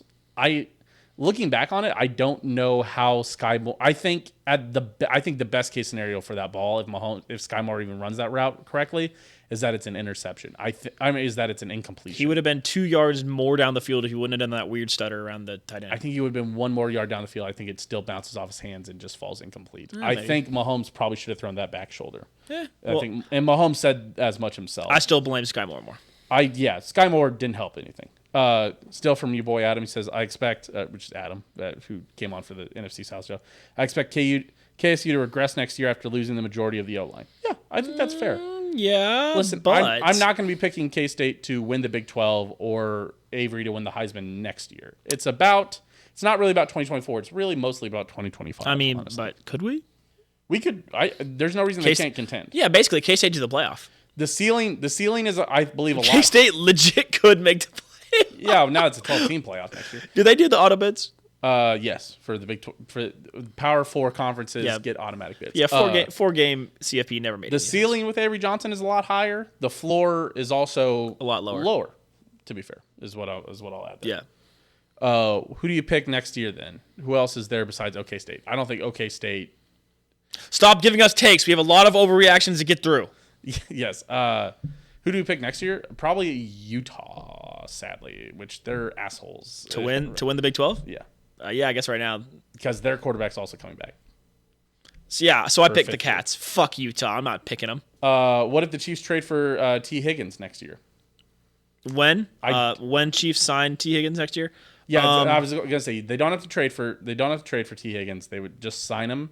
Unless, I guess the Bengals probably could tag T. Higgins, I imagine. They'll probably do a tag and trade. We'll see. And if they tag and trade, they ain't trading him to the Chiefs. That would be exciting. Can't wait for T. Higgins to be a Chief. Although tagging a wide receiver is not cheap. So, but yeah, I think they will try to tag and trade him, but we'll see. I don't think he goes to the Chiefs. Our linebackers being being out overshadows the poor secondary performance last night. Brian Cook being out also doesn't help that, by the way. Yeah. It doesn't. It's no coincidence that about 3 plays after Brian Cook got hurt, they threw a deep ball that just floated forever. Was a terrible ball that they just didn't make. Yeah, Mike Edwards is more of a short yards guy. He's not a deep safety. So no. Yeah, he's fine at making tackles. He's fine at he's a box safety. He's more of a strong safety than a free safety. Yeah, so Brian Cook being out really sucked. Yeah. Next one comes from Brett Sanford. He says Mahomes' INT last night was his fault. He threw the wrong pass. Chiefs will get we've been over that. Okay. Chiefs will get bounced in the divisional round this year, and that's okay. No and no. It would be fine. I would not be okay with it. I would be upset. I would be heartbroken. We're in the Chiefs. It would feel like another wasted Mahomes year. Every year that Mahomes doesn't win a Super Bowl feels like a wasted Mahomes year, though. This is in the big window, though. First of all, the Chiefs are not losing in the divisional. Who are they going to play in the divisional that's going to bounce them? This is not as big of a window as it was when Tyreek Hill was here, I will say. Yeah, probably not, but we're not getting bounced in the divisional. I believe next year, depending on what moves they make, is going to be interesting. Best Pop-Tart flavor is wild berry. Comes from Brett Sanford. We'll cover that later. If you eat Pop-Tarts cold, you deserve jail time. Wrong. Nothing wrong with eating Pop-Tarts cold. I think saying out loud that Pop-Tarts taste better cold, that deserves jail time. There are some Pop-Tarts that taste better frozen. That's also true. But yeah, so saying that Pop-Tarts are better in their base state, no. That deserves jail time. But eating your Pop-Tarts just out of the package is fine. There's some other takes here that we'll cover this, and I would like to comment on it later. Okay. If I speak, I am in big trouble. In big trouble. The Chiefs management has blown a golden. This comes from Brian Sadler. He says the Chiefs management has blown a golden opportunity to win a Super Bowl by refusing to accept that this wide receiver core ain't it. You're a man after Owen's heart, right there. Yeah, I don't think. I think it's still possible this Chiefs team can win the Super Bowl. The defense is really good, but hindsight is you should absolutely win and got DeAndre Hopkins. Cannot believe that. Yeah, we didn't get another wide receiver. How much did DeAndre Hopkins even sign for? Not very much. I don't know, man.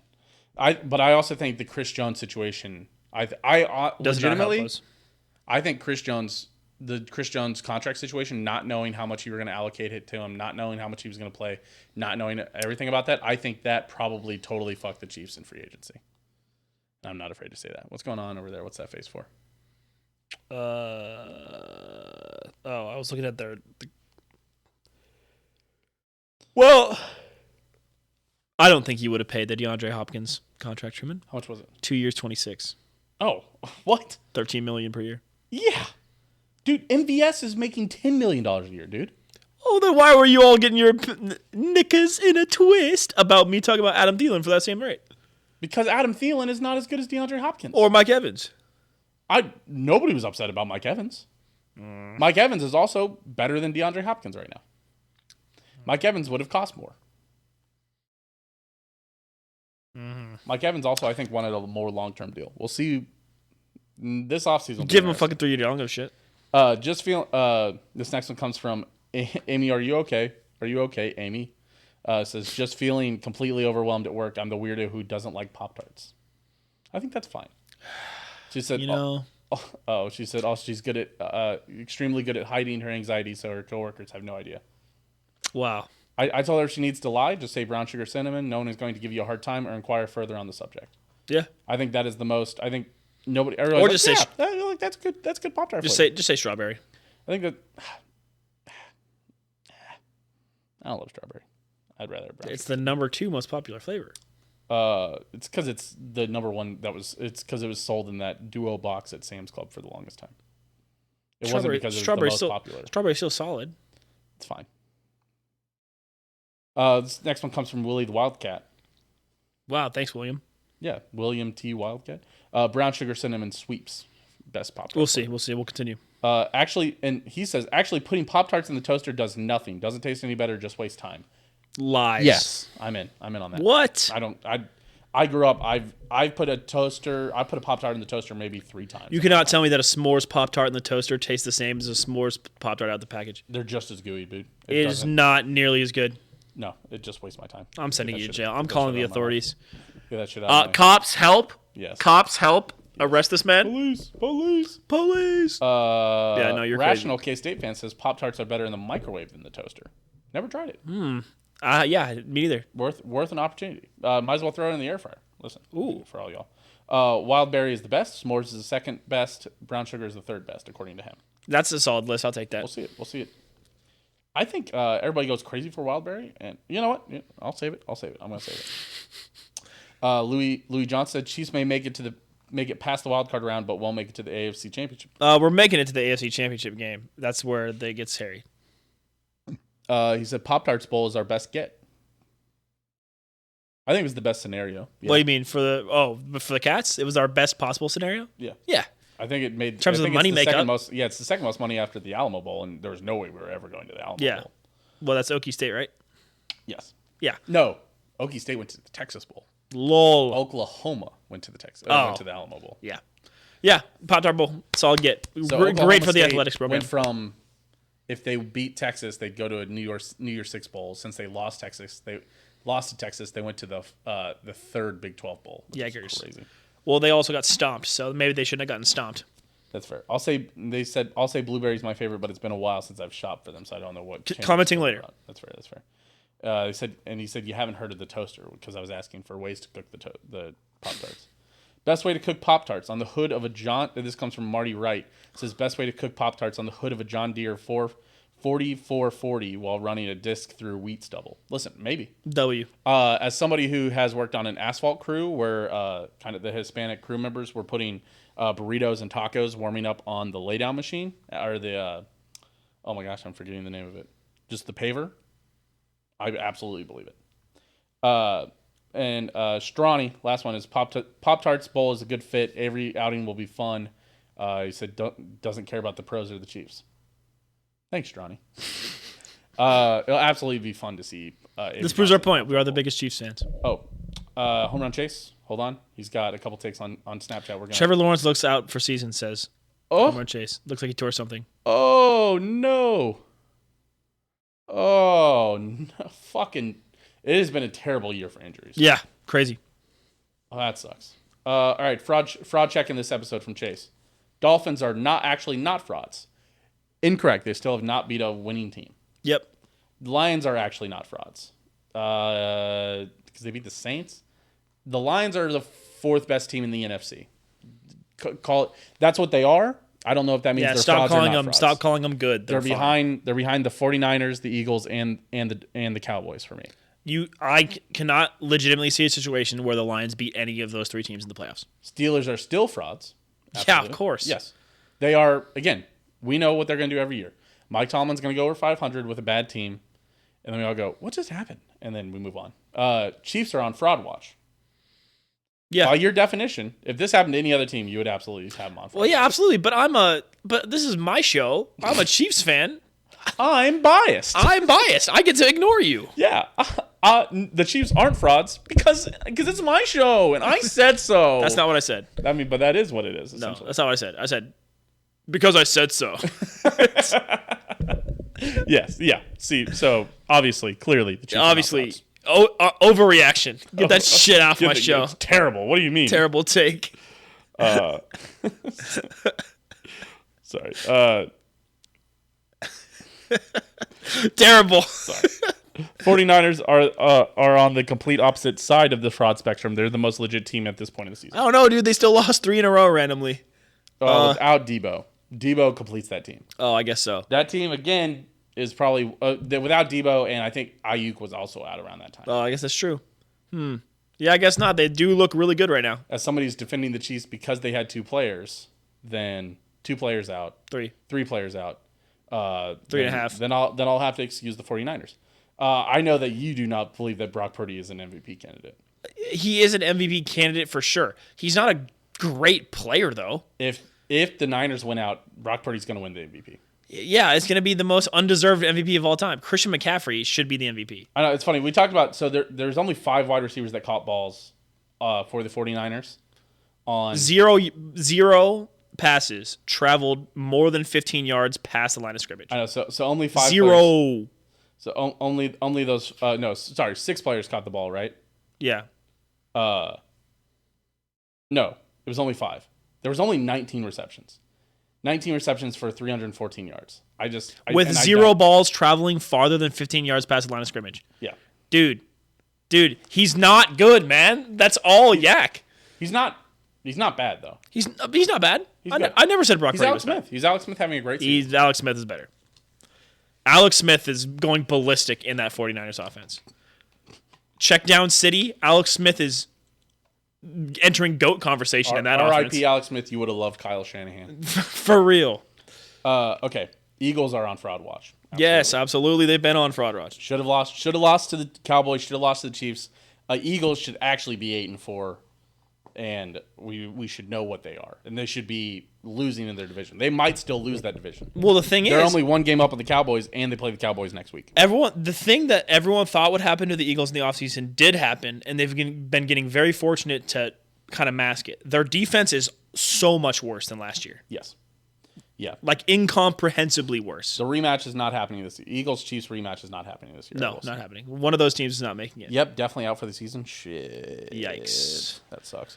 That also means the Bengals are probably going to win this game. And the committee for the college football playoff are the biggest frauds of all. Yeah, yay Chase. I can't wait for next year when all we're fucking complaining about is that the 12-13. We're debating whether like 2 or 3 lost teams. Yes, what it will be is it will be a wider spread where you're like 5 teams could be this last team in, and 5 teams will be upset, but it doesn't. But listen, you should have not lost 2 games if you wanted to be in the college football playoff this year, instead of going undefeated in a Power 5 conference and playing 2 Power 5 non-conference opponents and winning your championship game. Truman, you saw what happened in that championship game. Don't care. They're going to lose. It's always the argument of most deserving versus most talented. They're going to lose by over 21 to that Georgia team. They are going to get absolutely obliterated. I don't think they're playing Georgia. Yes, they are. Florida State's playing Georgia. Why is 5 playing 6? That's crazy. Is that what the Cotton Bowl's become? Mm-hmm. Is that what? No, they're not in the Cotton Bowl. Mizzou's in the Cotton Bowl. Yes, playing Ohio State. Yeah, which is 9 and 8. Yes, or 7. Georgia is playing Florida State. They're going to get blown off the face of the planet. Georgia is going to have a ton of players sitting out. That is fair. The Orange Bowl. That's what bowl. Florida State will still lose. They're without their starting quarterback and their second string. What if they don't? Then everyone will have a right to be mad. No, they'll have the second string back by the bowl game. Because the second string was just concussed. Oh, really? Yeah. Okay. Well, if Georgia sits a bunch of starters, they have a chance to win. Oh, man. It's just crazy. Okay, well, that does it. All right. That does it for hot takes, overreactions. We appreciate, again, really thank you guys for saying them all everybody in. For reaching out. That does help us. I think... Once again, I'd like to reiterate, Chase, I'm absolutely not biased at all. The Chiefs are absolutely never on fraud watch. My sweet, scrumptious Kings on the Chiefs can never do anything wrong in my eyes. Best team in the NFL. Mahomes never done anything Obviously, wrong. Mahomes should be MVP candidate. Great. Tyreek Hill is now a criminal. He was cool when he was on the Chiefs. The Chiefs wide receiving core, pop star in the world. Travis Kelce's number 2 top pop star in the world. Chiefs wide receiving core is actually really good. But your takes are still poor quality. Damn. Your takes are lame. That's a lame take. What takes? Chiefs could still get the 1 seed. Fucking be a man. Chiefs getting the 1 seed or not? Yes. There you go. That's a hot take. That's an overreaction. Chiefs still getting the 1 seed. Interesting. All right. NFC South team of the week. Not the Saints. Bucks beat the Panthers, but they didn't cover, so I'm not ready to crown them. The Falcons. Oh, they had that awful game against the Jets. You got to give it to the Bucks. No, give it to the Falcons. Yeah, well, love it. Love you, Falcons. That's a terrible, terrible game. Terrible game. Owen terrified on his own show. Like, who's going to clip this and come after? Falcons winning 13-8 is the perfect example of what you're right. You know what? You're right. About. I'm not terrified. I'm worried about my favorite team losing. Who's the best team in the NFL after Week 13? The Niners. No doubt about it. There's no question right now in the NFL. If the season, if the playoffs started tomorrow, FPI is giving them a 25% chance to win the whole thing and a 40% chance to win their conference. Yeah. For example, the Chiefs were like that right before this game. By contrast, Chiefs are 36% chance to win their conference, like top AFC team, and 13% chance to win the Super Bowl. Yeah, especially now. How the machine do versus Steehn this week? Sucks. It sucks. Me and Scott, the machine and Steehn tied. At 7-1, right? At 5-0, baby. We both went 5-0 on Steehn versus Machine. Fucking tune in. Lock in. On Saturdays, boys. That's released. Sometimes it's released on Saturdays. Sometimes it's released on Fridays. Sometimes, listen, it gets released before the games go out at noon. It gets released under the Dahm That's True banner on Spotify and Apple, and of course, always on Open Disaster Productions. Hey, please subscribe. Please like and subscribe if you guys are listening. Even if you're listening on Spotify and you're like, hey, I would like to help you guys support. I don't want to join the Patreon. Also, you can join the Patreon, patreon.com/opendisaster. But we understand not everybody. We don't need you guys to. But we do appreciate everybody who has. It would be pretty cool. Who does join the Patreon? We appreciate all of our patron members. Mailbox Kansas City, opening soon in the Iron District. Dylan, Skylar, Joe, and Aaron. We appreciate all 5 of them. By the way, Home Run Chase, you can place bets as low as 9 cents on FanDuel. I was betting 51-cent bets during the game. Listen, and honestly, if you don't have Sunday Ticket, you might as well, because FanDuel lets you stream the games for free if you bet. This isn't an ad. This is just, I think it's crazy that FanDuel gives you the streams for free. Maybe Steehn and the Machine should teach Owen how to make a parlay. Oh. Damn. Listen, bro, the reason why my 5-team parlay is always hot takes is because I restrict myself to only using the money line. Oh, bro. Artificially adding difficulty. The Jags missed the field goal. They missed that field goal? Did they miss that field goal? Yeah, they did. They missed the 48-yard field goal. The Bengals have the ball. They're going to lose my parlay. It's 3rd and 22 at the Jacksonville 44. The Bengals need like 5 more yards at least. Okay. Owen's 5-team parlay of the week. It was going to win. We chose all the safe options because we wanted to fucking feel something. So, Owen, your 5 picks were you had Cowboys. Yep, I'm pulling it up. You had the Bucks. You had... It was some pretty lame stuff. It was not a very adventurous parlay, I'll say it. Field goal range for the Bengals? Yeah, the Bengals got up to 36. Damn. That's a 53-yarder. That's not chump change. Truman, do you know who's starting for the Browns next week? Joe Flacco again? Possibly Trace McSorley. Oh, my God. Trace McSorley. Throw it on a dime. Okay, yeah, so we chose Cowboys, Chargers, Lions, Bucks. All of those games pretty comfortable, except for the Chargers' ugly-ass game against the Patriots, 6-0, right? Yeah. Oh, my God. Bengals have made the field goal. Son of a bitch. That was our second easiest leg, and we're just going to miss. For the record, before the show, I hedged the bet. I hedged the bet this afternoon. I bet like $4 or $5 on the Bengals to win, just so I had a little bit of something. I'm leaving here with something. A little cheddar cheese on the side. A little cheddar cheese for my time. And so I'm winning no matter what. But I would stand to win a lot more if the Jaguars can rally and pull this out. But also, as a Chiefs fan, I guess I'd rather see the Jaguars lose. But if Trevor Lawrence is out for the season, then I don't think it matters. And it is sad. I am not happy about that. Okay. All right. Owen, you cooking one up right now? Yeah, I'm finished. You cooking up another loser? Honestly, we were catching slack for it only being plus 350. And what I told people is sometimes you just need to see one go in, And it's gonna miss. And we're gonna fucking lose. Okay, you know what? Okay, these fuckers want an angsty parlay. I'll give them one. Listen, Owen, don't let them win. Owen, the only people who lose are everybody. Or people who stop betting. The only people who win are the Bucks. Are the books. That's true. Okay, then let me cook. Jesse, it's time to cook. Gosh, man. Lions over Bears. I'm cooking. No. Okay. All right. Let me cook, Truman. Here we go. Steelers. No. Yes. Steelers over Pats. Yes. Okay, yeah. Sorry. Buccaneers. Over Falcons. Uh-huh. Plus 120. Very interesting. Mm-hmm. Saints. Over Panthers. Okay. Chiefs. And NFC South man of the people. Chiefs. Over Bills. Mm-hmm. Minus 135. Holy shit. People really have gotten to you. Cowboys. Cowboys over Eagles at minus 175. Mm-hmm.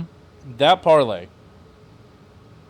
Only plus 1055. I'm actually a little lamed out. We can't always hit on the plus 320, 3200s. I understand that, but I'm a little confused. So Steelers, Bucks, Saints, Chiefs, Cowboys.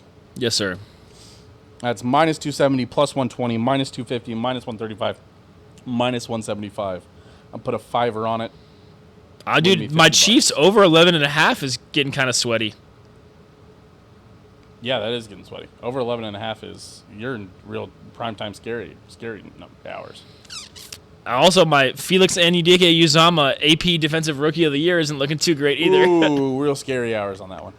Do it, Owen. Do it. Are you saying don't do it?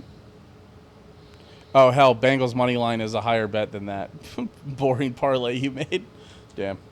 Whatever, bro. You don't even bet. I'm getting played by someone with absolutely no skin in the game. You're getting cooked. This is my show. All right, Owen. Final topic of the day. Top 5 Pop Tart flavors. You want me to go first? I already cooked up my list. All right, yeah, you go first. Let me cook one up. Number 5, the Oreo Pop Tart. Cookies and cream. Yes, cookies and cream. Okay. Number 4, this is where I put brown sugar cinnamon. I know this is going to be a hot take for you, but this is where I'm putting it. Oh, I think that's fine. Number 3, strawberry. See, we'll get to my list. Number 2, this is where I put the s'mores. Damn, the s'mores is good. Mm-hmm. And my personal favorite, it's been my favorite since I was a kid, mainly because of the colors on it.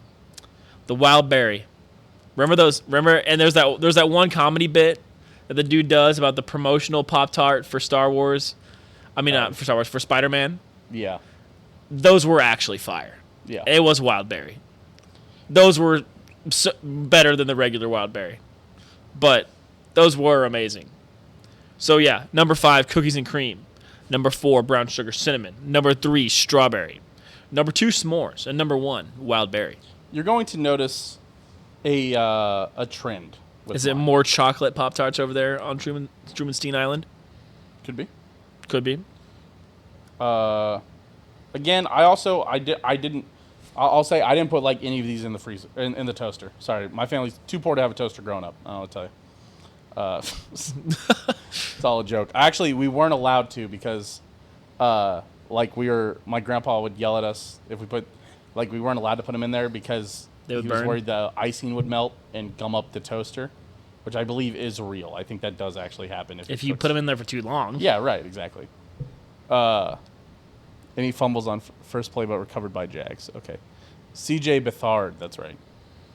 Mine was a good blend of specialty and seasonal and normal. That's right. Yeah, what was here? Home run chases real quick in the chat do some here scrolling live with us.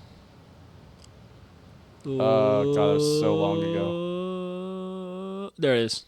He went sugar cookie, hot fudge sundae, brown sugar cinnamon, chocolate chip cookie dough. Oh, the chocolate chip cookie dough is a good one.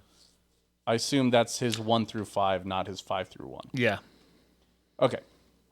All right, here we go. Number 5. I'm going no honorable mentions. But I will say I live in the house of somebody who loves unfrosted strawberry, which is nuts. Insanity. Unfrosted strawberry? That's what she grew up with. She had to, that was her parents were one of those, no sugar. My parents were no sugary cereal. Yeah, parents, mine too. But her parents were no sugar. I got all. Pop Tarts.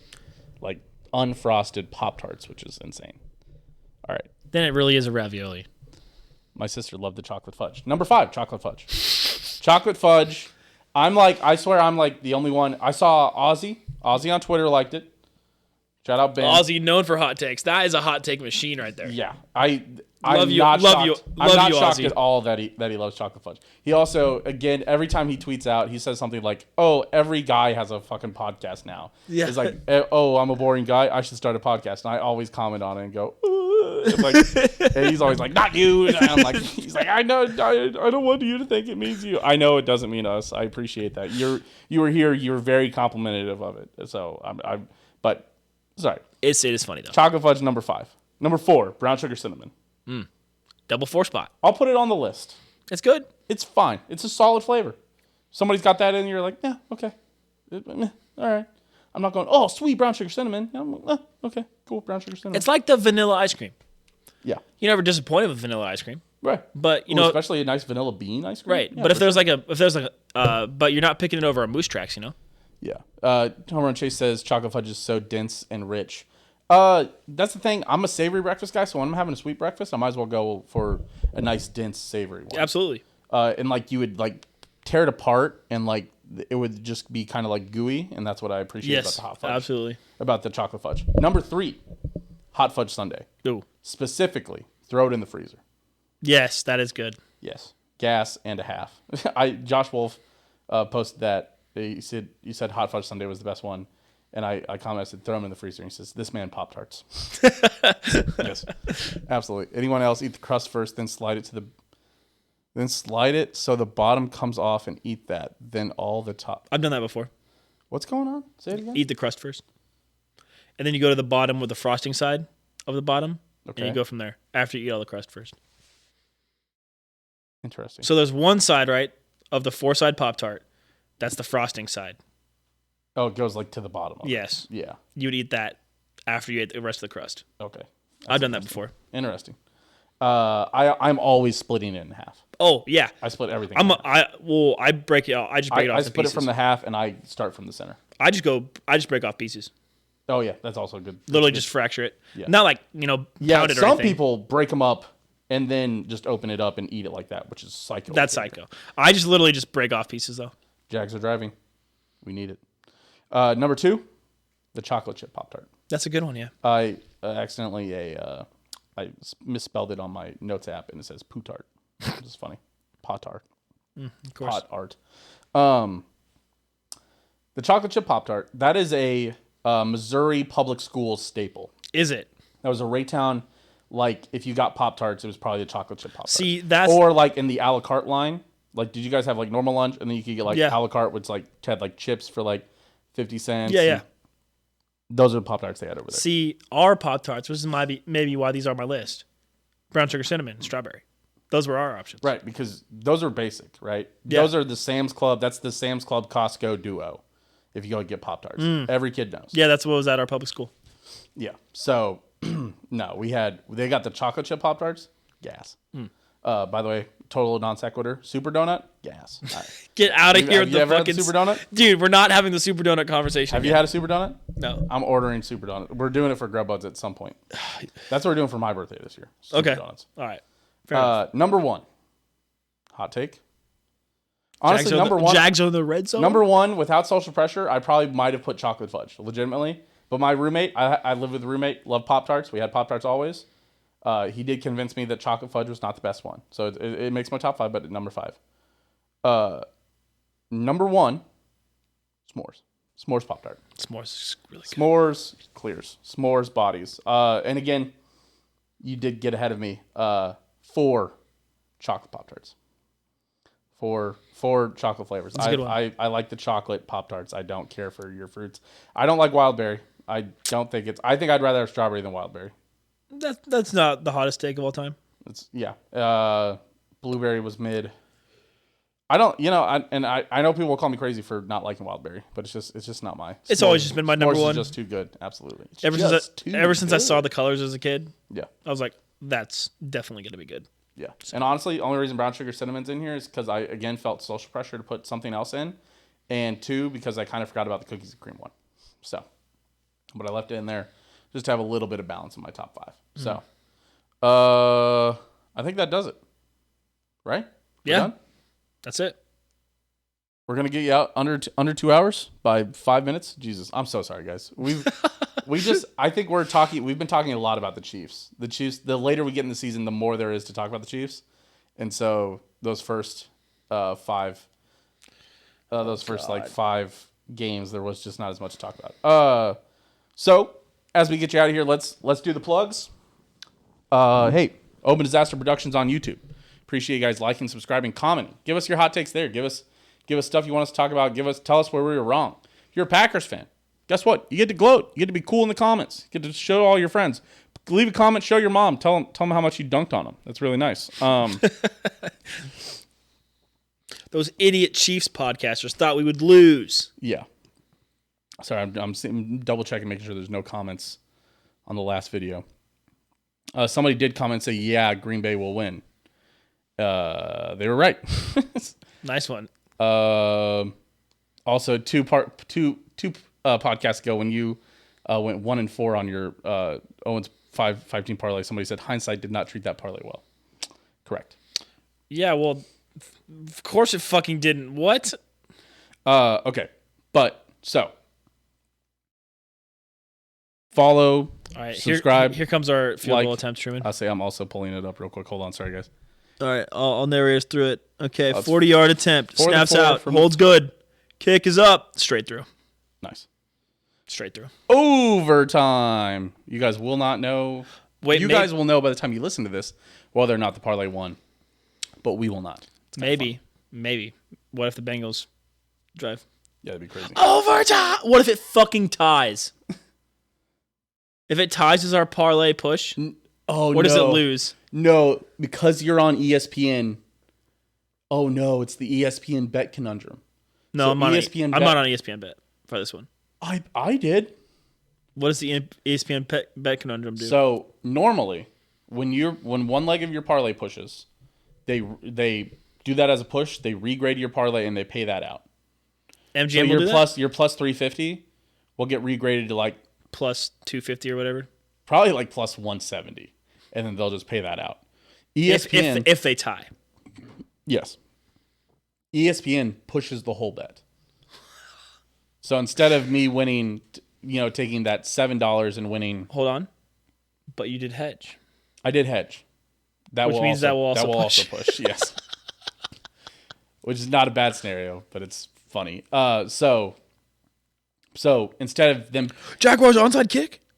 No, I'm way. joking. Instead of them paying me out like $7 or like $18 on my $7 bet, they'll instead just give me $7 back, which would be annoying. That's not the worst thing ever, though. It's not the worst thing in the world. It's better than losing, right? Of course. That's one of those things that's hard. That's to a complain win. about. That's a win. Yeah. All right. So follow, like, subscribe on YouTube. Follow on Spotify. Follow on Spotify. We're up followers. Appreciate you. We're up listeners. Tell your friends. Tell your mom. Put a little sign in your yard with the QR code. We don't have a QR code for you. If you know how to make a QR code, get in touch with us. Send us the QR code for our own podcast, and we'll Dude, click on it. If you you send us any QR code, we will click on it and download viruses onto our phones. That is not and, true. and we'll share it without even clicking on it and saying, "Hey, here's the QR code for the podcast." So we appreciate it. What were you going to say? Were you going to say something actually useful? If they send me a QR code sign, I'll put it in my front yard. Oh yeah, hell yeah. I won't, but it'd be kind of cool. All right. So You don't there's really have a that. front yard. Spotify, patreon.com/opendisaster. How many timeouts left is Appreciate everybody who's there. How many timeouts do the Bengals have? Oh, Thank they you have no everybody more for timeouts. being on Twitter. Thank you everybody for showing up live. Hey, if you guys want to listen to this live, we record twitch.tv/Steehn Machine. Normally recording this around 8:30, honestly. A sticker on my car? Today we were a little, that would be actually smart. Today we were a little early. We got in at like 8:15. Normally we are a little late, closer to 8:45, 9 o'clock. But today we got done early. Yep. So we got in. But that's it. Yes, sir. Guys, we appreciate you. We really do. Chiefs Bills next week. Big game. If anybody wants to come on the show next week and be my co-host, Yeah, Truman needs a co-host. reach out to me. It'd be fun. Listen, if you live in Kansas City and you listen to the show, you could be a Dahm That's True host. As long as you are as long as you're cool. Don't be weird about it. It is in my basement in a place that you don't know, so it's a little odd. But Just come on the show. yeah. See you guys. Bengals fan takeover? Hell no. Shut up. We'll have Bengals fans on for Bengals.